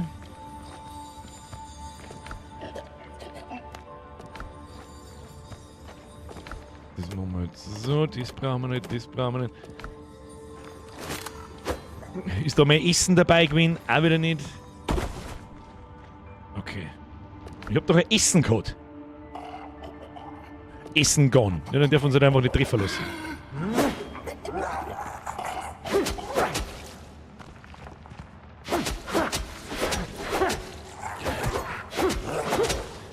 Die Drecksau hat 2 mit zu. Hat's ihn schon. Hat's ihn schon! Hat er bloß 6-mal sterben dauert. So, was haben wir jetzt da? Oh! Ah! Erhöht den rohen Schaden um 6%. Nehmen wir natürlich mit. Hier, das können wir wegschmeißen. Und hier, Heiltrank. Was ist das da? Kleiner Heiltrank. 35% Gesundheit, 55% Gesundheit. Natürlich nehmen wir mit. Und dann haben wir die Entdeckung auch gemacht. Ja, das wenn noch richtig schwer ist, dann ist es ja erst recht interessant. Dann macht er das ja richtig. Aber die Bestrafung müsste größer sein. Sag ich, was ist. Also mein erstes Inventar, das hätte ich nicht wieder kriegen sollen. Das hätte ich nicht wieder kriegen sollen. Er hat ihn ja richtig. Hashtag! First try, bitch! Aber ich denke mal, also, da gibt es ja mit Sicherheit dann auch Bosskämpfe und lauter so einen Scheiß, die wahrscheinlich richtig zack sind. Und richtig weit weg. Dann ist das eventuell die Bestrafung. Wenn man richtig weit weg, wenn man dann stirbt, weil du ewig wieder hinlaufen musst. Aber ich finde, du sollst, wie in Dark Souls oder Elden Ring oder was auch immer ja halt, du droppst dein gesamtes Inventar, außer vielleicht die ersten 4 ausgerüsteten Items da. Oder vielleicht sogar alle da. Die verlierst nicht, aber was du dabei gehabt hast, ist weg. Und dann kannst du noch einmal hingehen und das einglauben und das auch nicht instant, sondern du musst wirklich das Menü aufmachen und umziehen, damit du das ein bisschen brauchst. Und währenddessen kannst du halt wieder sterben. Und wenn du dann stirbst, dann ist alles weg. Und ja, ihr habt es vorher schon geschrieben, ich habe es im Augenwinkel gelesen, aber ich habe es nicht wegignoriert, aber ich weiß nicht mehr, was ich glaube, das ist egal. Stacks gingen bis 100. Zumindest jetzt da beim Fasern. Ich hab gemeint, da beim Aufklappen, da wenn ich da so umeinander hau, zum Beispiel da, dann steht da 129 und ich hab gemeint, vielleicht ist das der Stack, aber das ist er nicht. Ja. Und die Tatsache, meine Damen und Herren, dass es in 60 Sekunden 10 ist und die Zeit vergangen ist wie im Flug, das sagt mir alles, was ich wissen muss. Das sagt mir alles, was ich wissen muss. Vielleicht passiert das ja auf einer höheren Schwierigkeitsstufe. Du bist ja auf leicht, nein, ich bin nicht auf leicht, ich bin auf normal. Aber du hast recht, es gibt ja noch so einen Spielmodus, wo man das eventuell einstellen kann. Da hast du absolut recht. Kann ich das Ding da jetzt eigentlich irgendwie speichern? Schiff zurückrufen, das ist schade, dass wir das Schiff natürlich nicht sehen, da ist ein bisschen Arbeit hin. Aber ganz ehrlich, ansonsten sind das Baumenü, ja, ob ich da jetzt mit der rechten Maustasten da so in das Menü zurückgehen, da muss man sich halt dran gewöhnen. Irgendwie hat sich in der Industrie noch nicht durchgesetzt, mit was man oder wie man ein Baumenü macht, das allen Standards gerecht wird. Es ist ein sehr freies Baumenü, also nichts mit Raster auf dem Boden und so ein Scheiß, was ziemlich cool ist. Da kann man sämtlich gestörten Scheiß machen und zusammenbauen und da weiß ich, dass Leute sehr viel Zeit damit verbringen. Und es gibt Progress, es gibt so kleine Dungeons. Das sind jetzt die ersten 2 Dungeons, die wir da gesehen haben. Da stehen dann 2 so Tote drin und die erschlagen die halt einfach. Es macht, du hast schon ein Schiff. Ich hab noch kein Schiff. Ich hab deswegen noch kein Schiff. Pass auf, wenn ich da auf K drücke. Dein Schiff konnte nicht zurückgerufen werden, weil wir mir da dafür irgendwas machen müssen. Ich weiß, was ist denn das da? Blackbeards Plünderer, Blackbeards Kanonenboot. Was ist das da? Ich brauche ein größeres Boot. Schau dir die Orte des Schiffswracks an. Geteilter Auftragsfortschritt, ich brauche ein größeres Boot. Die Sachen, da müssen wir halt umgehen. Ja? Vorbereiten, Expedition starten, die Sachen einsammeln und wieder zurück. Geh ans Wasser. Und dann? Vielleicht am Wasser stehen? Was so meinst du? Aber er hat doch laut Quest schon gesagt, dass wir keins haben. Und ich muss jetzt die Crew holen und so weiter und so fort. Gut, wenn wir da schon haben, dann können wir die Fackel auch gleich zusammendreschen.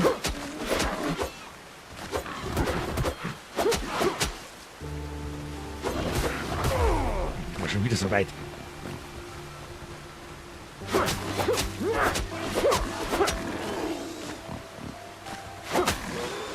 Sehr gut. Wir haben uns aber nicht vom Fackel killen lassen. Sehr schön, sehr schön. Das ist wahrscheinlich ein Xenomorph sein Tipp gewesen mit geh ans Wasser. Trust me, weil du zum Schiff musst.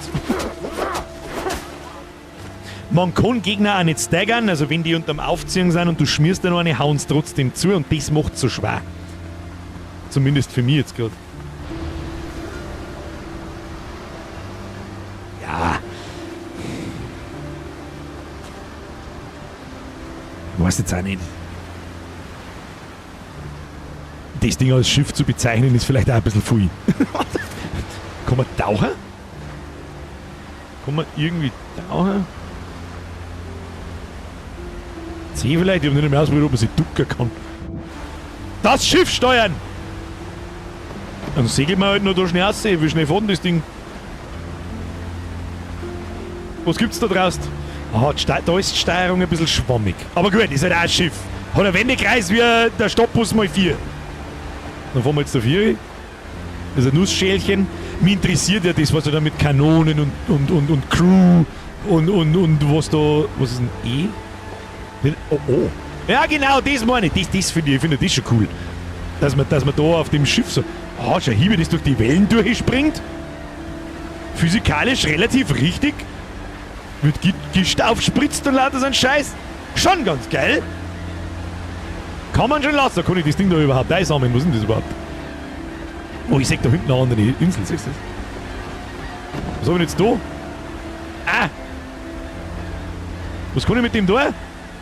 Ich springe mal über Bord. Verlass das Aufnehmen. Oh, da ist einfach Holz drin schon hier. Ich bin mir nicht sicher, gibt's da Haie? Ich mag's gar nicht wissen. Gut, segeln wir wieder zurück.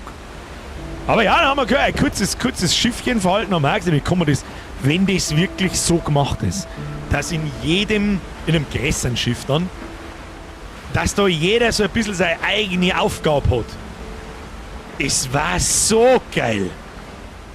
Drück mal auf W. Drückt du schon die ganze Zeit auf W? Hi, wo? Heißt so Minischifferl nicht Dingi? Ich hab keine Ahnung. Glaub mir, das wird richtig geil. Ich hab auch das Gefühl, dass das richtig, richtig gut sein kann. Ist natürlich, aber es ist ja der Weg ist das Ziel in diesen Spielen. Das ist halt das Wichtigste. Das Allerwichtigste. Da schau hier, wie das Boot um anspringt. Muss man da jetzt ein bisschen auf die Wellen auch noch aufpassen, dann krieg ich aber einen Vogel. Das größte Schiff ist gar nicht so weit weg, 2 Stunden noch. Ja, dann müssen wir das nächste Mal, kann ich da jetzt so stranden? Da? Was haben wir da? Sehe ich was blitzen. Schatzkisten. Her mit dem Schund. Steinachs oder Messer benötigt. So, was? Ich bin Pumpenfeuer, aber tu mit Steinen weg, oder von denen haben wir genug. Ja, du es weckert. Das ist eine unscharfe Skizze der Insel. Okay. 15 Männer auf der Truhe eines Toten. Schauen wir mal. Was mir das jetzt gebracht hat, das weiß ich nicht. Piratenüberreste, einzigartige Truhen erbeutet, 1 von 1. Da gibt es auch XP dafür. Und wir müssen jetzt wahrscheinlich mit unserem Boot da umkutschieren. Nehme ich mal an. Damit es weitergeht. Das ist... Also aus dem Stand für Early Access Spiel. Meine Damen und Herren, da ist ja noch was. Da haben wir vielleicht schon weltenbeschissene Sachen gesehen. Das ist jetzt so, als wäre das beschissen. Das Einzige, was beschissen ist, ist die Optimierung. Da brauchen wir nicht schmerzen, weil mit 40 FPS da umeinander pimmeln, wo ich in Resident Evil meine Grafikkarten nicht auftragen haben müssen und mit 144 Anschlag umeinander laufe, da brauchen wir nicht lange überlegen. So, was ist jetzt das da? Was ist das da für ein Symbol auf der Karte? Was heißt das da? 15 Männer auf der Truhe eines Toten. Finde die Piratentruhe. Oh. Muss man Schatz suchen? Ein wenig der Schatz suchen? Oder was? Ein Schätzchen? Hallo? Da haben lauter Tote schon hin. Und jetzt muss ich da jetzt schaufeln, oder was muss ich da? Treibholz. War eine Schaufel, oder was? Was ist hier los? Die Truhe finden. Aber wie? 1, 2. Das sind ja gar nicht 15 tote Männer. 3, 4. Ja, natürlich brauchst du eine Schaufel. Jetzt nimm mir halt nicht meine Hoffnung. Ich kann sie mit der Hand auch ausgraben, wenn ich vielleicht noch Zeit habe. Soll ich soft spoilern wegen der Schaufel? Ja, bitteschön. Hauen Sie rein. Brauche ich eine Schaufel oder nicht? Der Satz triggert mir, das heißt 15 Mann auf des toten Kruzifix. Ja, Mülli, dann Pech. Klar soweit? Ja, du brauchst die Schaufel. Okay. Schaufel her! Das tun wir noch schnell. Die Frage ist, wo kann ich eine Schaufel bauen? Waffenfabrik, Säbel, Zweihandschwert. Oh, da macht schon viel Schaden. Ja, du mit Zweihandschwert her.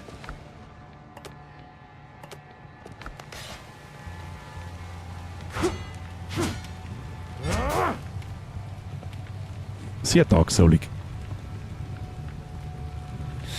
Alter Tipp, macht die LSS und Frame Generation an, dann läuft's besser. Dennoch, das ist, was das DLSS und die ganze Scheiße mit sich bringt. Etwas ganz Schlimmes, nämlich dass Entwickler faul werden, ihre Spiele zu optimieren, dass das ohne diese Scheißdreckstechnik auch anständig läuft. Allein deswegen werde ich über die Performance schimpfen und die Scheiße nicht einschalten. So sieht's aus. Ein Zweihänder für den Piraten kann man mal machen. Wer weiß schon, ob die keine Zweihänder gehabt haben. Vielleicht haben sie nie welche gefunden, weil sie untergegangen sind, was weiß ich. So, wo kann ich eine Schaufel bauen? Schaufel bauen! Ach, da bauen wir wieder 30 eine Deppen. Vielleicht haben wir Glück und es liegen 3 drin. Oh, da liegen sogar 12 drin. Okay. Weg. Lampe. Eine Lampe, die selbst die tiefste Dunkelheit erhält, wird an einer Werkbank. Die lassen wir auch mit da. Weg. Daher. Das behalten wir uns noch. Nein, warum eigentlich? Weg. Das behalten wir da, weg. Das steckt man da rein und das steckt man da rein. So, fuck, Schaufel wollten wir bauen, gell? Hier, schaufelige Schaufel. Schaufelige Schaufel! Was brauchen wir da noch? Hä, ich hab doch 30 in die Bank. Die hab ich nicht genommen, weil ich kann bloß wieder nicht gehabt hab. Hier mit dem Schund. So. Schaufelige Schaufel. Herstellen. Alles nehmen. Gib mir die Schaufel. Die tun wir da her. Den tun wir da her. Den tun wir da her. So. Nochmal zurück. Den graben wir schon noch aus. Tun Sie sich mal nicht hinunter. Tun Sie sich mal nicht hinunter. Kann man auch den halben Wald damit abholzen. So, Waffe. Ah, oh, okay. Was?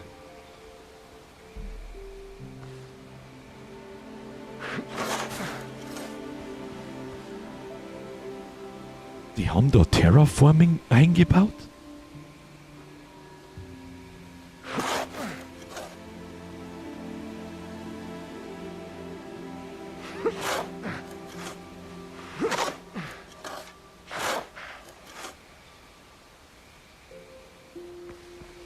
Das ist etwas, das sagt man nur selten in Spielen. Das habe ich das letzte Mal gesehen in Life is Feudal. Und da war es ein verfickter Knochenjob. Da hast du für diesen Haufen, den ich da jetzt gegraben habe, einen Tag gebraucht. Einen ganzen Abend, bis der so war. Oh, leck, Alter. Meine Damen und Herren. Wir hau! Komm einen verdammten Erdhaufen in den Himmel aufgegraben! Bis nichts mehr geht! Ich habe das Gefühl, wir werden es rausfinden!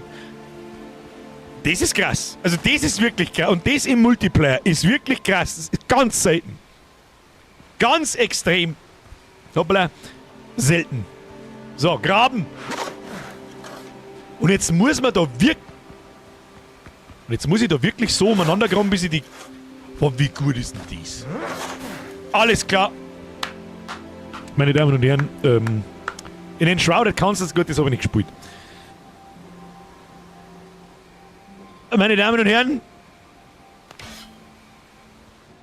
approved. Eine alte Truhe, die spricht zu mir. Die Truhe ist zwar verwittert, aber dicht. Der Inhalt könnte noch intakt sein. Öffne die Truhe. Sobald deine Hand das alte Holz berührt, hörst du hinter dir ein vertrautes Knarren und die Luft wird unangenehm durch den Gestank von Fäulnis und Meeresfrüchten. Na, die hauen mich wieder kaputt! Nein, geh wieder! Okay. Ich bin's nicht gewohnt, dass man nicht vom Fleck kann, wenn ich spring. Man kann auch nicht so wirklich weg dann. Also wenn man einmal zugehört hat, dann kannst du nicht weg. Wir haben halt, ja, wir springen, ich schreib's auch, wir haben literally one hit. Literally. Geil. Wenn ich die jetzt wieder hochgelangen? Ja, einmal probieren wir es noch. Vielleicht können wir es irgendwie cheesen. Ich probier's. Ah, da brauchen wir aber... Ach, Kind. Oh, geil. So, was ist mit Steuerung?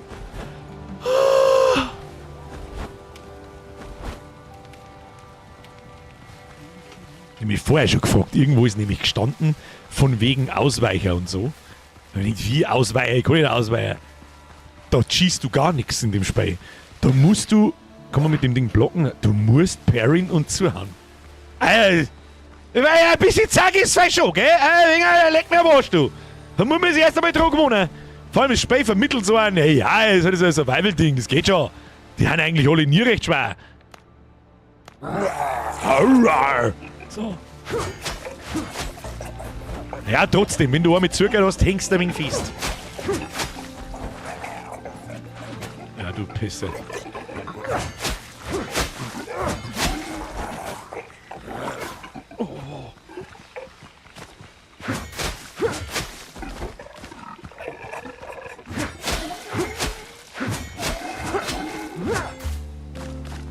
Man muss nur wissen, wie, da wird man nicht einmal getroffen. Es riecht nach Fäulnis und Meeresfrüchten, Alter. Okay. Why not? Die alte Crew war wohl nicht so scharf drauf, ihren Schatz zu teilen, was die Truhe angeht. Die beißt nicht. Wahrscheinlich. Geile Anspielung. Geht das Risiko ein und macht die Truhe auf. Sicherlich! Was haben wir denn? Hier 4 Silberbahnen und 5 Guinea. Und 50 XP. Absolutes Pro-Gaming. Kupferkugeln für den Pistolen. Da sind wir ja. Langsam einmal. So, warte mal, kann man die überhaupt benutzen? Mit dem Zweihänder kannst du es natürlich nicht hernehmen, gell? Ah, da bin ich schon ein Freund von. Ja, mit dem Sabi kann man auch schneller wieder zurückspringen. Die Information mit Steuerung, die hätte ich früher, die hat wahrscheinlich auch schon einige vorher geschrieben, ich hab's bloß nicht gelesen. Ärgerlich. Ärgerlich, popärgerlich, aber, meine Damen und Herren, kann man da irgendwie speichern oder so? Was heißt denn loslösen? Was werden da wieder gemeint sein damit? Aus der Muscheln die Perlen kann man schießen, ja, weiß ich, haben wir vorher schon gehabt. Oder wir bauen uns halt einfach weh, die machen wahrscheinlich auch mehr Schaden als die Perlen. Freunde der Sonne. Wir haben ja hier ein Aufbau-Survival mit Koop-Elementen, mit Terraforming, mit einem freien Baumenü, das zwar beschissen optimiert ist, aber gut, dann schalten wir halt die DLS-Scheiße dabei. Probieren wir das einmal noch schnell, das darf mich nämlich interessieren. Vielleicht interessiert das auch jemanden von euch, ob es dann besser läuft. Wo haben wir ihn? Hier Schärfe, Dingsbums, weil die DLSS zieht da gerne mal so Schlieren hinten nach und so einen Blödsinn. Schaut auch kacke aus, ist eh klar. Die Frage ist, wo das ist. Wo war denn das? Upscaler, DLSS. Ja, ist drin. Upscaler Typ. Ausgewogen, ja, ich möchte, dass es noch gut ausschaut. Frame Generation, FSR Frame Gen. Und einen zweifachen Modus. Schärfe ist mir scheißegal. Ah ja.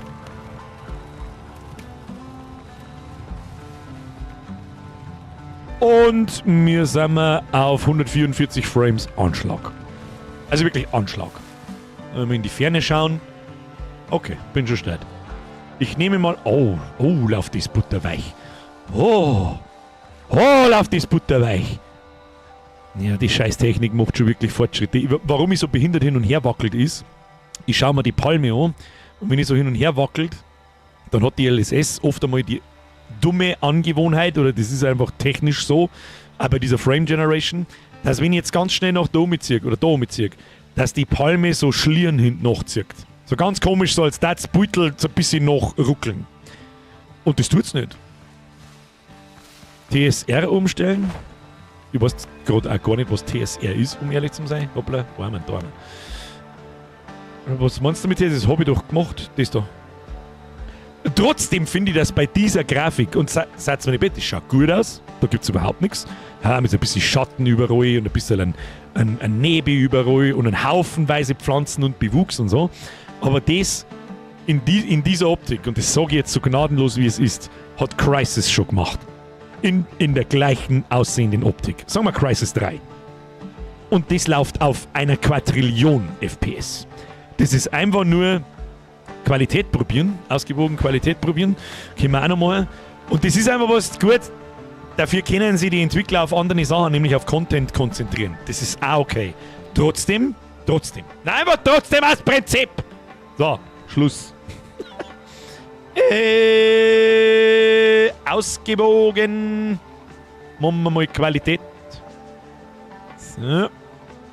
Da, hoppla, du bist bestätigen. Wir haben jetzt 130, 140, 144, 140, also fast auf Anschlag. Ob das jetzt 138 oder 140 sind, scheißegal. Aber so einen richtigen Qualitätsunterschied.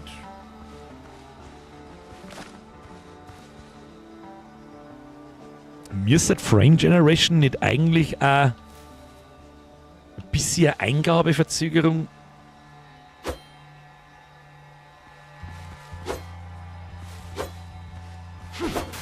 bringen? Mit. Hoppala, das wollte ich nicht, aber es wurscht, ich habe den Baum geschossen. Das ist wichtig. Okay, bin schon stark. Das hätte man vielleicht vorher schon machen sollen. Egal, aber so haben wir es einmal gesehen. Hat auch nicht jeder eine DLSS-fähige Grafikkarten daheim? Das muss man vielleicht auch einmal dazu sagen. Aber jetzt läuft es butterweich. Also ohne, es ruckelt auch gar nichts. Es ist für euch ist sowieso das Maximum 60 FPS im Stream zum Zuschauen. Ich kann euch ja viel verzeihen, wenn er da lang ist, aber ich sehe halt rechts um 142, 144 Frames. Wirklich fast auf Anschlag. Wenn, dann bin ich mal bei 138, weiter geht's nicht runter. Und es läuft butterweich. Butterweich. Trotzdem kehrt dann noch mal nach da, dann läuft es nämlich noch butterweicher. Ganz einfach. Frame Gen erhöht Latenz, ja, ich darf eher DLSS aggressiver machen. Ich finde, dass sie sich vorher mit ausgewogen, falls überhaupt nichts. Hier, ausgewogen, bestätigen, dann bin ich hier auf Anschlag, dann ist halt einfach ein bisschen mehr in Richtung Leistung, aber trotzdem nur Qualität. Speichert ganz genauso aus wie vorher. Und es ist wirklich Anschlag 144 Frames. Und Spezi butterweich. Meine Damen und Herren, wir haben hier muss mich noch mit meiner 1080 Ti durchkämpfen. Deswegen sage ich das. Deswegen wäre es wirklich schön, wenn sie Entwickler, auch kleine Indie-Entwickler, das muss ja nicht am Anfang gleich so gemacht werden, wenn es nur um Content kreieren geht, also wirklich Inhalte und Game Mechanics einbauen geht, aber irgendwann, dass das dann nicht liegen lassen wird, so mit, ja, passt schon, die sollen die LSS einschalten, passt schon, sondern dass das halt auch noch mal ein bisschen nachoptimiert wird. Und ich glaube, da stimmt mir jeder zu.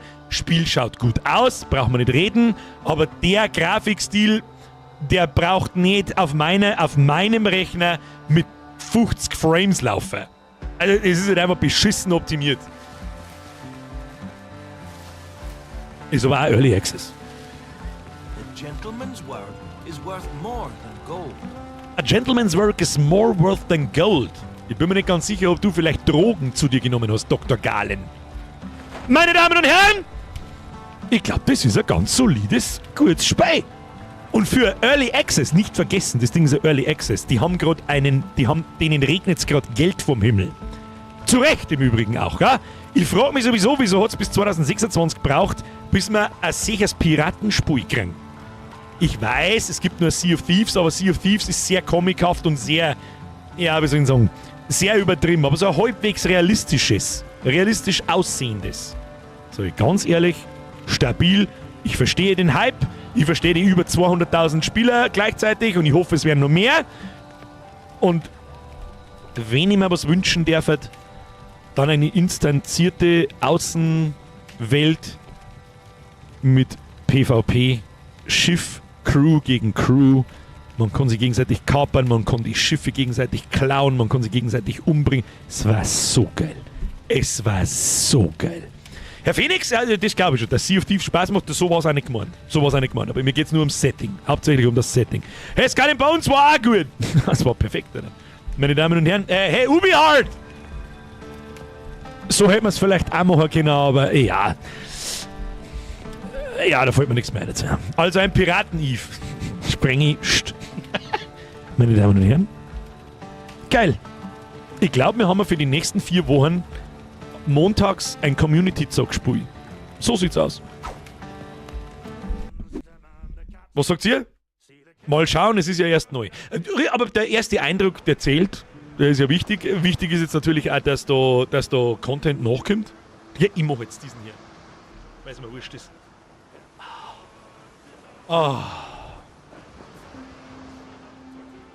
Wieder eine geschwitzt in die Letten, das ganz aus ist da. So, das Einzige, was wir jetzt, ich lese Donations gleich, chillen Sie die Kniescheibe. Kennt ihr das Beutel von Tortuga?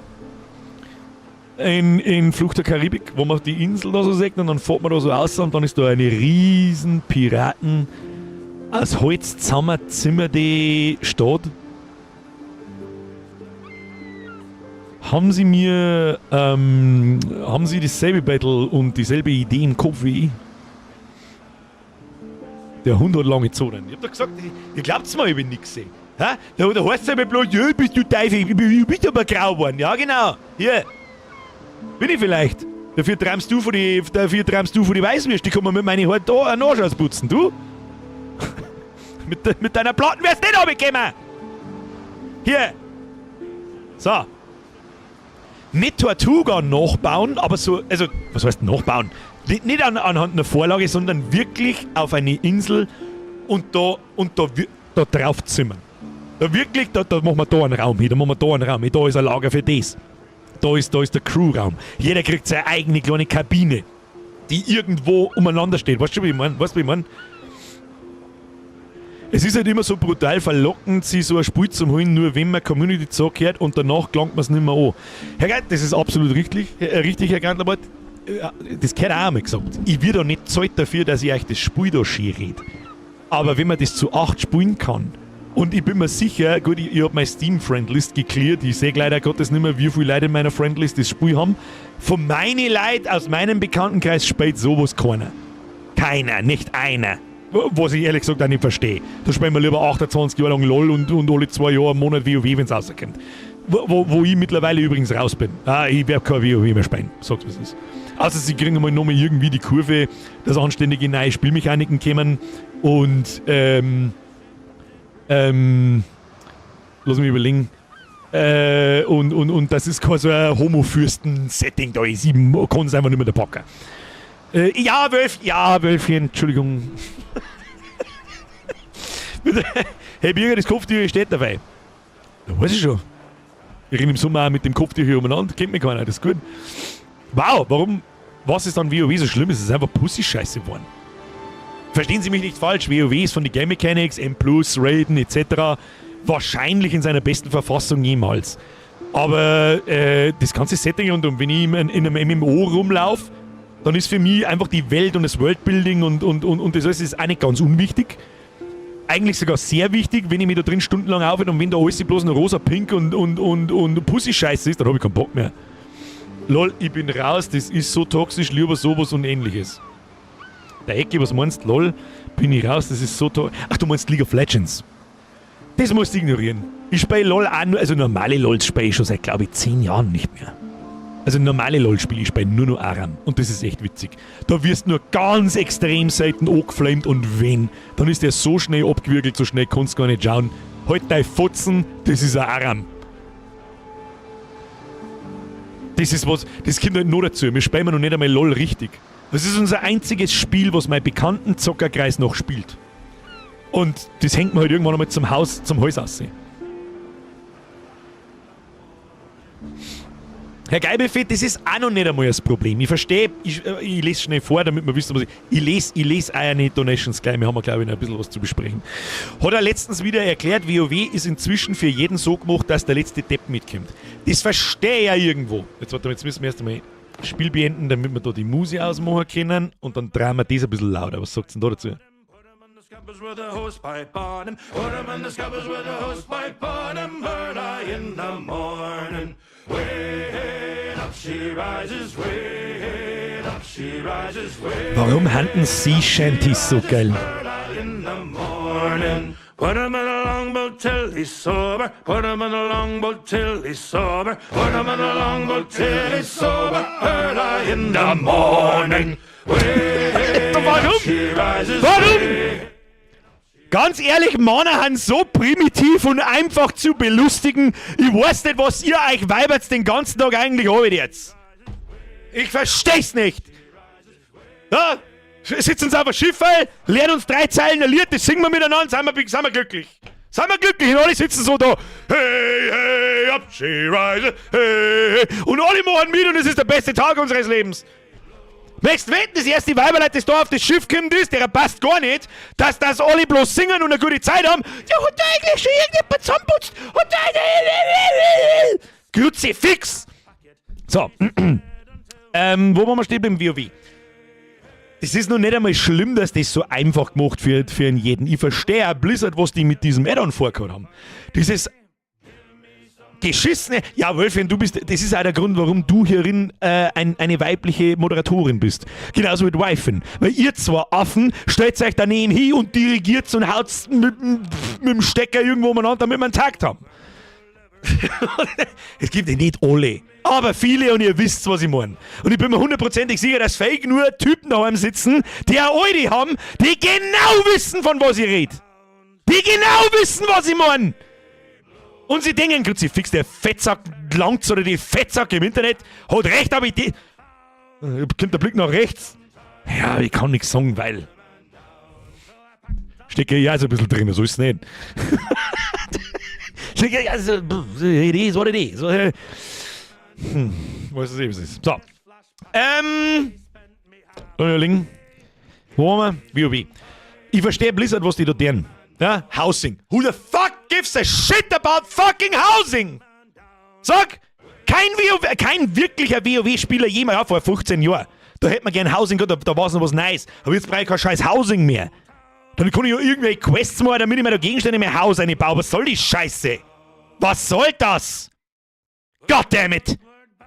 Braucht keine Sau. Das ist das Major Feature vom neuen Add-on. Leck mich! Leck mich am Arsch! Was haben wir noch? Oh, das ist ein gutes Lied. Jetzt to Mobile town with a hee-ho-ho.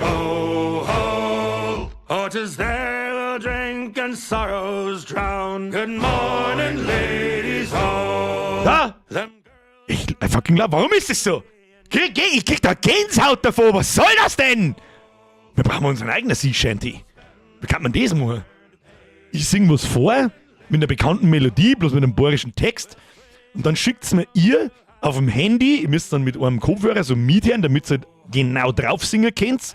Und in den Stellen, wo mehrere Leute singen, das lege ich dann alles zusammen und die qualitativ besten Dinger lege ich dann so zusammen. Dann haben wir uns ein eigenes Sea Shanty, Alter. Und jeder, der im Community mitzocken will, der muss erst einmal die ersten 5 Minuten das Lied vorsingen. Wenn er es nicht kann, tschüss dann. Verdammt nochmal, muss ich jetzt in der Woche wirklich noch einen Sea Shanty schreiben. Oder zumindest mindestens einen Seeherrn Werner.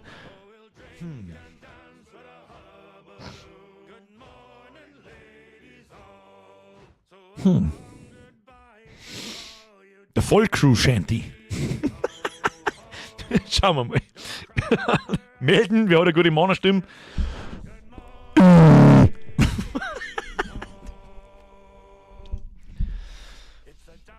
Oh hey, Bier.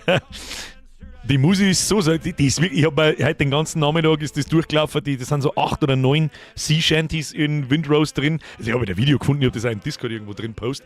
Und habe das den ganzen Tag laufen lassen und mir gedacht, das ist wirklich voll geil. Es hat einfach was, wenn mehrere so Mana-Stimmen von hoch bis ganz tief so übereinander singen und das ist eine schöne Melodie, das ist absolut geil, Alter. Das ist absolut stark. Das ist einfach geil. Keine Ahnung, kriege ich Gänsehaut. Das ist einfach geil. Die haben schon gewusst, was sie sich in der Zeit besser machen. Wie heißt's? Das Essen und Weiber in England haben aus den Engländern die besten Seefahrer der Welt gemacht. Und ich sag's, wie es ist. Das ist so ein bisschen, natürlich so ein bisschen flapsig gesagt so. Aber da ist was dran, Freunde der Sonne. Da ist was dran. Einfach jetzt Wort mit Bier sitzen, funktioniert immer. Das stimmt. Zur Not singen wir einfach Bier, Bier, Bier, Bier, Bier.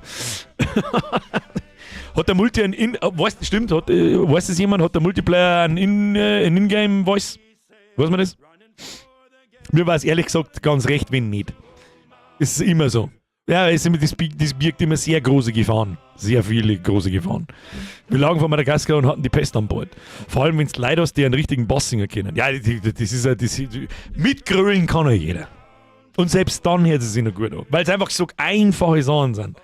Also, Herr Marder, also an Mikadan Community sagt, du sitzt jetzt sofort ins Discord, du bist da schon seit 5000 Jahren dabei und lest der verfickte Scheiße nochmal, die scheiß Ankündigungen durch, die ich am Sonntag jetzt mal inklusive Beitel da reinschreib!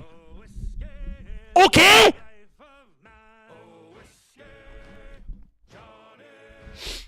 Der Mari schreibt, ich hätte bisher keinen gesehen, auch kein Ingame-Chat. Okay, also ohne Chat und ohne Ding ist es wirklich dann ein wenig haarig.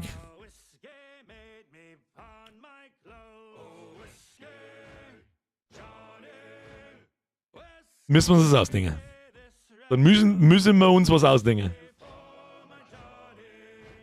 Der Joachim schreibt Ankündigungen. Dafür ein Bootradio.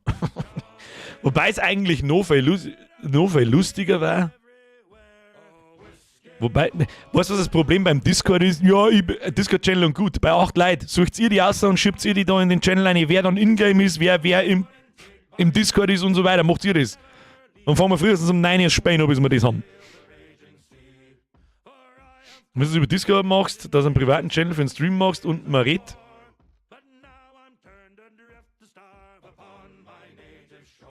Es ändert auch nichts daran, dass mittendrin jemand lustige Dinge sagen kann. Weißt du, wie man? Und zwar solche lustigen Dinge, dass wir uns nie wiedersehen. Und das Risiko gehe ich halt nicht ein. Oder ganz ungern nur. Ganz furchtbar ungern nur.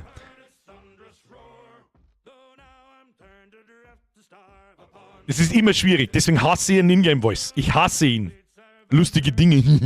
Ja, und jeder da herin weiß so. Nein, nicht bloß die N-Bombe, da gibt es ja 100-mal schlimmere Sachen. Und so schnell kann keiner reagieren, dass das ist halt live einfach. So schnell kann keiner reagieren, dass das ausschneidet und ich bin der Gefickte. Deswegen mag ich das nicht. Aber was man machen kann, ist, wenn es in-game auch keinen Chat nicht gibt. Also, das war schwach. Da muss ich ganz ehrlich sagen, also wenn ich da einen Server kaufen könnte, was wir übrigens direkt nächsten Montag noch nicht tun werden. ist eh bohrisch, das versteht keiner. Ja, da tat's die aber täuschen mittlerweile. Da tat's die aber täuschen mittlerweile. Dass wir zumindest im Discord einen Ingame-Chat machen. Für die Leute, die mitspielen. Und die Leute müssen sich halt dann so nennen im Discord dabei oder dauerhaft, wie auch immer, wie es dann auf Steam heißen, im Spiel drin. Oder einen Namen im Spiel drin. Macht's mal im Nachschau-Squad die Auto-Untertitel an. Ist mittlerweile beängstigend. Ist manchmal wirklich ernst. Natürlich ist da noch viel Schwachsinn dabei, aber das meiste verstehen die. Und dann kann sie KI, das macht ja auch KI und kein Mensch schon lange nicht mehr, wenn überhaupt jemals, das kannst du vergessen. Und ich mag mit aller Stolzheit übrigens behaupten, dass wir mir da herin sehr viel dazu beigetragen haben. Gut, ob man da jetzt stolz sein kann oder nicht, aber ich bin mir hundertprozentig sicher, wir haben nach wie vor noch einer der größten, wenn nicht der größte Dialekt-Gaming-Channel, der wirklich nur Niederbohrisch redet. Da habe ich bis heute noch keinen gesehen, der auch nur im Ansatz, heute waren auch wieder 1300 Leute da, der da im Ansatz dauerhaft vor allem ohne schmeckt, das kannst du vergessen. Und da bin ich mir hundertprozentig sicher, dass wir mir mit unserer Chatschreiberei, ich mit dem Schmerz natürlich, da hört man eigentlich natürlich relativ selten, aber das ist egal, der Chat wird genauso überprüft, wie die KI in der Lage ist, diese Scheiße zu übersetzen. Das wäre schon narrisch. Wäre schon narrisch, du. Wenn kein Schwachsinn dabei wären wir nicht da, ist auch klar. Das ist auch klar. Es ist ja hier eine Narrenfreiheit. Ihr kennt normalerweise immer alles. Ihr dürft auch sofort das N-Wort, natürlich kontextmäßig gehört schon ein bisschen dazu, so ist es nicht. Kein Mensch hat irgendein Problem mit dem N-Wort. Ich habe kein Problem mit dem N-Wort. Wer sich darüber aufregt, das sind aber bloß alle, bloß nicht Ns. Aber gut. Lösung, wir müssen mehr erweitern statt Niederbayern. Mit dem kann man noch eine Zeit davor kommen, ja, das stimmt. Du hast die KI damals auch angelernt, wenn du dich noch erinnerst. Das stimmt, aber mittlerweile ist das, ich sage jetzt einmal, das, was ich damals gemeint habe, da habe ich auch selber noch keine Ahnung von dem KI-Scheiß gehabt und habe ich auch heute noch nicht so richtig, aber das merkt er sich natürlich nicht. Wenn ich jetzt der KI an meinem PC was sage, was komplett nice, was vorher nicht gewusst hat, dann weiß die das 5 Minuten später nicht bei dir. Weißt du, wie man? Die greifen noch alle auf ein Language Model zu und so, das halt statisch ist im Hintergrund. Übersetzen ist das eine, verstehe das andere. Ja, aber wer weiß, was die KI, wenn man mir zum Beispiel in einem lustigen Kontext als N-Wort droppen. Ja, und das ist in Niederbayern nun mal so. Wir hatten auf Anhieb 5 Beispiele einfallen, wo aus Gaudi, wo kein Mensch auch nur eine Sekunde irgendeinen Rassistenhintergrund Gedanken hat, wo man das droppt. Hey, ramm meine Schuhe auf. Bin ich deine Schuhe zusammenramm? Meint kein Mensch irgendwie komisch oder besser. Aber das, wenn du machst, der KI checkt von Kontext und das ist ein Spaß oder nicht, halt nix. Die hört das Wort und dann ist es vorbei. Und zwar so schnell kannst du überhaupt nicht schauen. Und das, Geibe schreibt, KI, tun Sie sich mal nicht hinunter. Aufpassen, Bursche, Satz bloß nein, weil es ist kein Weitlersatz. Ja, voll. Ein Baumau da oder Bau da, Mau. Entschuldigung, da muss ich die fragen, ob du einen Schlaganfall gehabt hast oder 2. Fredel Fedel, der Riesen im Nieselring. Ja, zum Beispiel. Ja, gut, aber dass die heutige Zeit ist sowieso ein alle. Solange wir uns unter uns noch verstehen, bis unsere Generation wegstirbt, was interessiert uns? Was interessiert uns? Ein Scheißdreck. Dann passen wir uns halt ein bisschen an, weil es anders nicht geht, weil der Preis selbst uns das Weinen anfängt und sonst seine Kache zupickt vor lauter Reis. Da geht so viel Kackiparts aus, weil du gesagt hast, ja.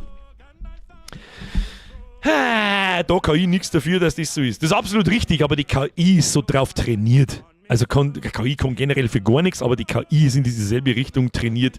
Und irgendwo ist es auch gut so. Ja, wie soll ist denn das auseinander? Und wenn wirklich jemand mit diesen Wörtern und diesen Begriffen jemanden ernsthaft beleidigt, dann können ihm sowieso Taxen abgeschnitten. Das ist auch sowieso auch klar. Das verstehen dann bloß die meisten nicht. Was ist ein Witz? Wenn das Menschen, ein Großteil der Menschen schon nicht kapiert, wo jetzt da Witz, was Gaudi ist, was keiner dem anderen übel nimmt oder sonst irgendwas, wie soll es denn dann KI kennen? Überhaupt keine Scheiß. Aber ist ja scheißegal. So, über was haben wir geschmerzt? So, nächste Woche. Spielen wir nochmal, oder? Habt ihr den Like-Button ausreichend genug gesmashed? Möchte ich aber auch hoffen. Dann spielen wir nächsten Montag nochmal. Jetzt ist bloß die Frage, ob wir es erst einmal probieren, ohne Server mieten. Ja, ich möchte erst einmal sehen, wie läuft denn der Multiplayer überhaupt ab, funktioniert das, ist das okay, babidi-bubidi. Und vor allem darf mich auch interessieren, wie es läuft, wenn ein Spieler das host. Der Fridolin sagt, ich sag's euch, ich schwing mich, pfiat euch. Herr Fridolin, hauen Sie sich hinein bis Mika. Mika spielen wir übrigens Resident Evil 1 weiter. Es ist Pflicht, dass wir es durchspielen. Sagt es, wie es ist. Dieser Server wird als gesichert bürgerradikal deklariert. Solange der Stream nicht läuft, könnt ihr dort schreiben und da was möchtet, ist mir scheißegal. Der John Spiel schreibt, also Multiplayer aus eigener Erfahrung läuft gut ohne Probleme. Jetzt kommt er bloß noch dazu, dass ich natürlich nebenbei noch Stream und die meiste Bandbreite für einen Stream brauche. Und wenn da 8 Leute auf dem Server rumhopsen, dann wird das mit Sicherheit, bemerkt man das. Also ab 4 Leute wird es ein bisschen schlecht mit der Performance, sind aber gerade an einer Lösung dran, laut Discord.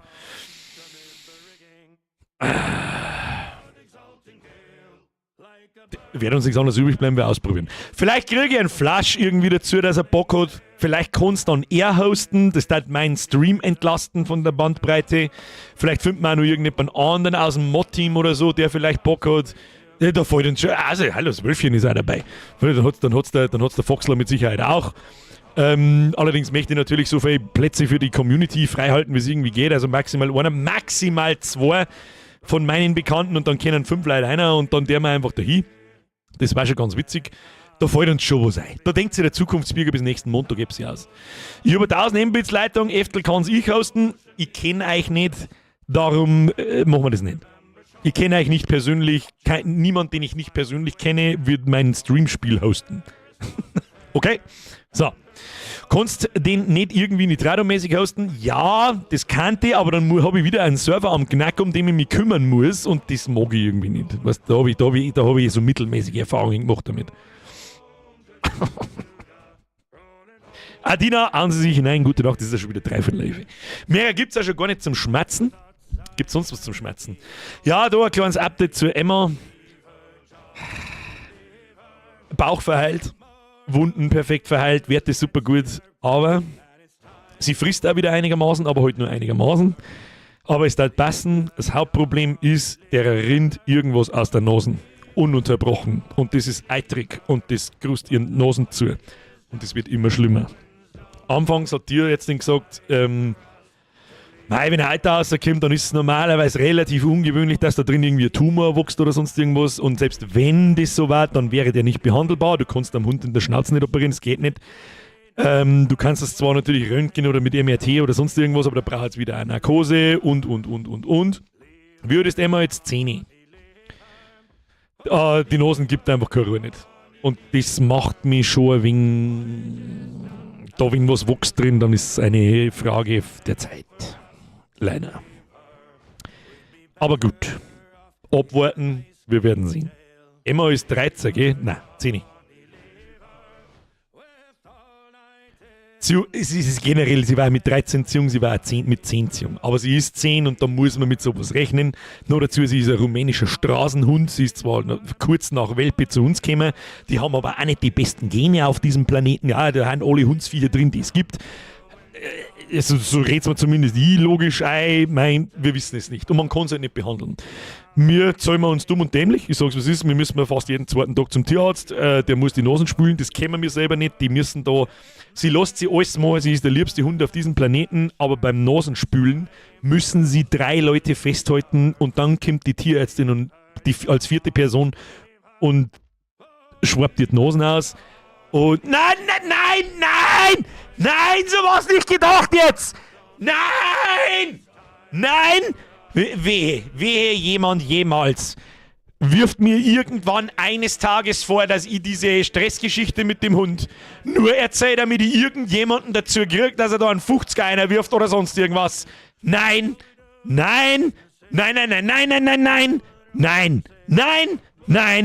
Luna, nein! Goddammit! Schluss, sofort auf der Stelle und alle anderen auch. Luna natürlich herzlichen Dank dafür. Kruzifix nochmal. Ist ja eh klar. Und den kannst du mal Gift aufnehmen, dass der für den mal ist eh klar. Aber wir müssen halt jeden zweiten Tag müssen wir da hin und was ein Tierarzt plus seine 3 Leute in der Stunde kostet, kannst du selber ausrechnen ungefähr. Und ja, aber mei, das tun wir einfach, weil was soll denn das, dass wir es nicht tun? Was ist das für Fotzen Nummer? Luna, danke dir. An den ganzen Rest auch. Ich muss noch einen Haufen verdammte Kruzifix. Ich muss noch einen Haufen verdammte Donations lesen. Wahrscheinlich haben die Leute eh schon nicht mehr da. Mehrweg auf, mehr als 85 Monate. Du bist wirklich verdammt lang dabei, das weiß ich. Schön war's, das hat Potenzial, sehe ich genauso. Timmy Boy, ich weiß nicht, ob du noch da bist, aber ich denke schon. So, wie das Runde, ich muss jetzt ins Ecke gehen oder anders gesagt, ich gehe jetzt ins Bett. Um Gottes Willen, bist du immer noch am Arsch der Welt oder bist du nicht mehr da wahrscheinlich? Merci dir, Cyber, merci für den Zwickel. Das schreit nach Turmbau 2.0, stimmt, das habe ich vorher schon noch kurz gelesen, da hast du absolut recht. Und wie hoch kann man den Drehhaufen schaufeln und wie hoch kann man drauf einen Turm bauen. Und wie tief kann man ein Loch graben und dann da unten einen Turm wieder ausbauen bis nach oben. Ja, wir haben so viele Sachen zu ergründen in dem Spiel, das ganz aus ist. Nein, war nicht deshalb, ehrlich, Hund tut mir leid. Ja, und der tat da jetzt gerade nicht leid, wenn ich ihm davon erzählt hätte. Es war nicht meine Absicht, da jetzt irgendwo auf eine Tränendrüse zu drücken oder sonst irgendwas, damit irgendjemand weich wird und da Geld reinwirft. Und das ist jetzt nicht gegangen, das wollte ich damit sagen. Danke natürlich trotzdem, ist ja klar. Herr John spielt, habe jetzt ja gerade eingeschalten, bin jetzt schon 35 Stunden drin und das Game ist so mega, wie gefällt es dir? Oh, Herr John spielt, ich hoffe, du bist noch da. Ich habe jetzt lange nur drüber geredet, ist er gut. Hans Wurstzemmel, habe ich auch da lassen, schön. Wurstzemmel Hans, merci dir. Der Fopirk, merci für 27 Monate. Los, liken, sonst kommt der Schirm. Das habe ich auch noch gelesen. Unser, merci für den Euro. Colin, merci für den Sino, merci dir. Phänomenal, Annome, merci dir. Der Schmiede, merci für 19 Monate. Sinomorph, merci für 67 Monate. Dumsuf Sepp, merci für den 20er, habe ich auch noch gelesen. Von hinten, merci für den Euro. Grandlabor, der Moment, wo die ganze Zeit der Isila die Augenklappen raus. Habe ich auch noch gelesen. Habe ich mehr gelesen, wie ich gemeint habe. Nein, den habe ich nicht gelesen. Mal wieder donaten. Kennst du den Film Schatzinsel? Die Schatzinsel, meinst du? Also, wer da das Buch, also habe ich nicht gelesen, aber ich kenne das Buch. Und ich hoffe jetzt, dass ich jetzt keinen Scheiß erzähle, sonst mache ich mir selber peinlich. Aber das ist die Long John Silver Geschichte. Aber es einen Zeichentrick gegeben hat und so.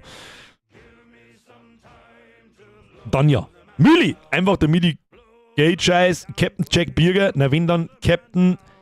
Wie war's? Schlecks Gschwerlo. Frag mich nicht, ist egal. Mühle, merci für den Zwickel. Wulfric, merci für den Zwickel. Räuspert sich, kommt, sagt Turm. Ja, dass du überhaupt fragen magst. Fipsi, merci für 72 Monate. Skulls und Lace, merci für den 10er.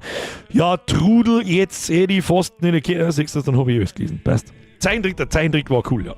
Den habe ich als Kind auch geschaut. Gold und Rum. Ja, 10 Menschen oder Hunde, ja. Ich bin da nicht in der Materie drin. 10 Menschen über. In Hundejahren ist sie damit 70 in ihrer Gewichtsklasse. Ich glaube sogar knapp über 70. Also sie ist schon Seniorin. Captain Resestiefel. Präsestiefel, wenn dann. Ich liebe Tiere und wenn ich helfen kann, dann immer gern. Luna, Dankeschön. Vielen, vielen Dank.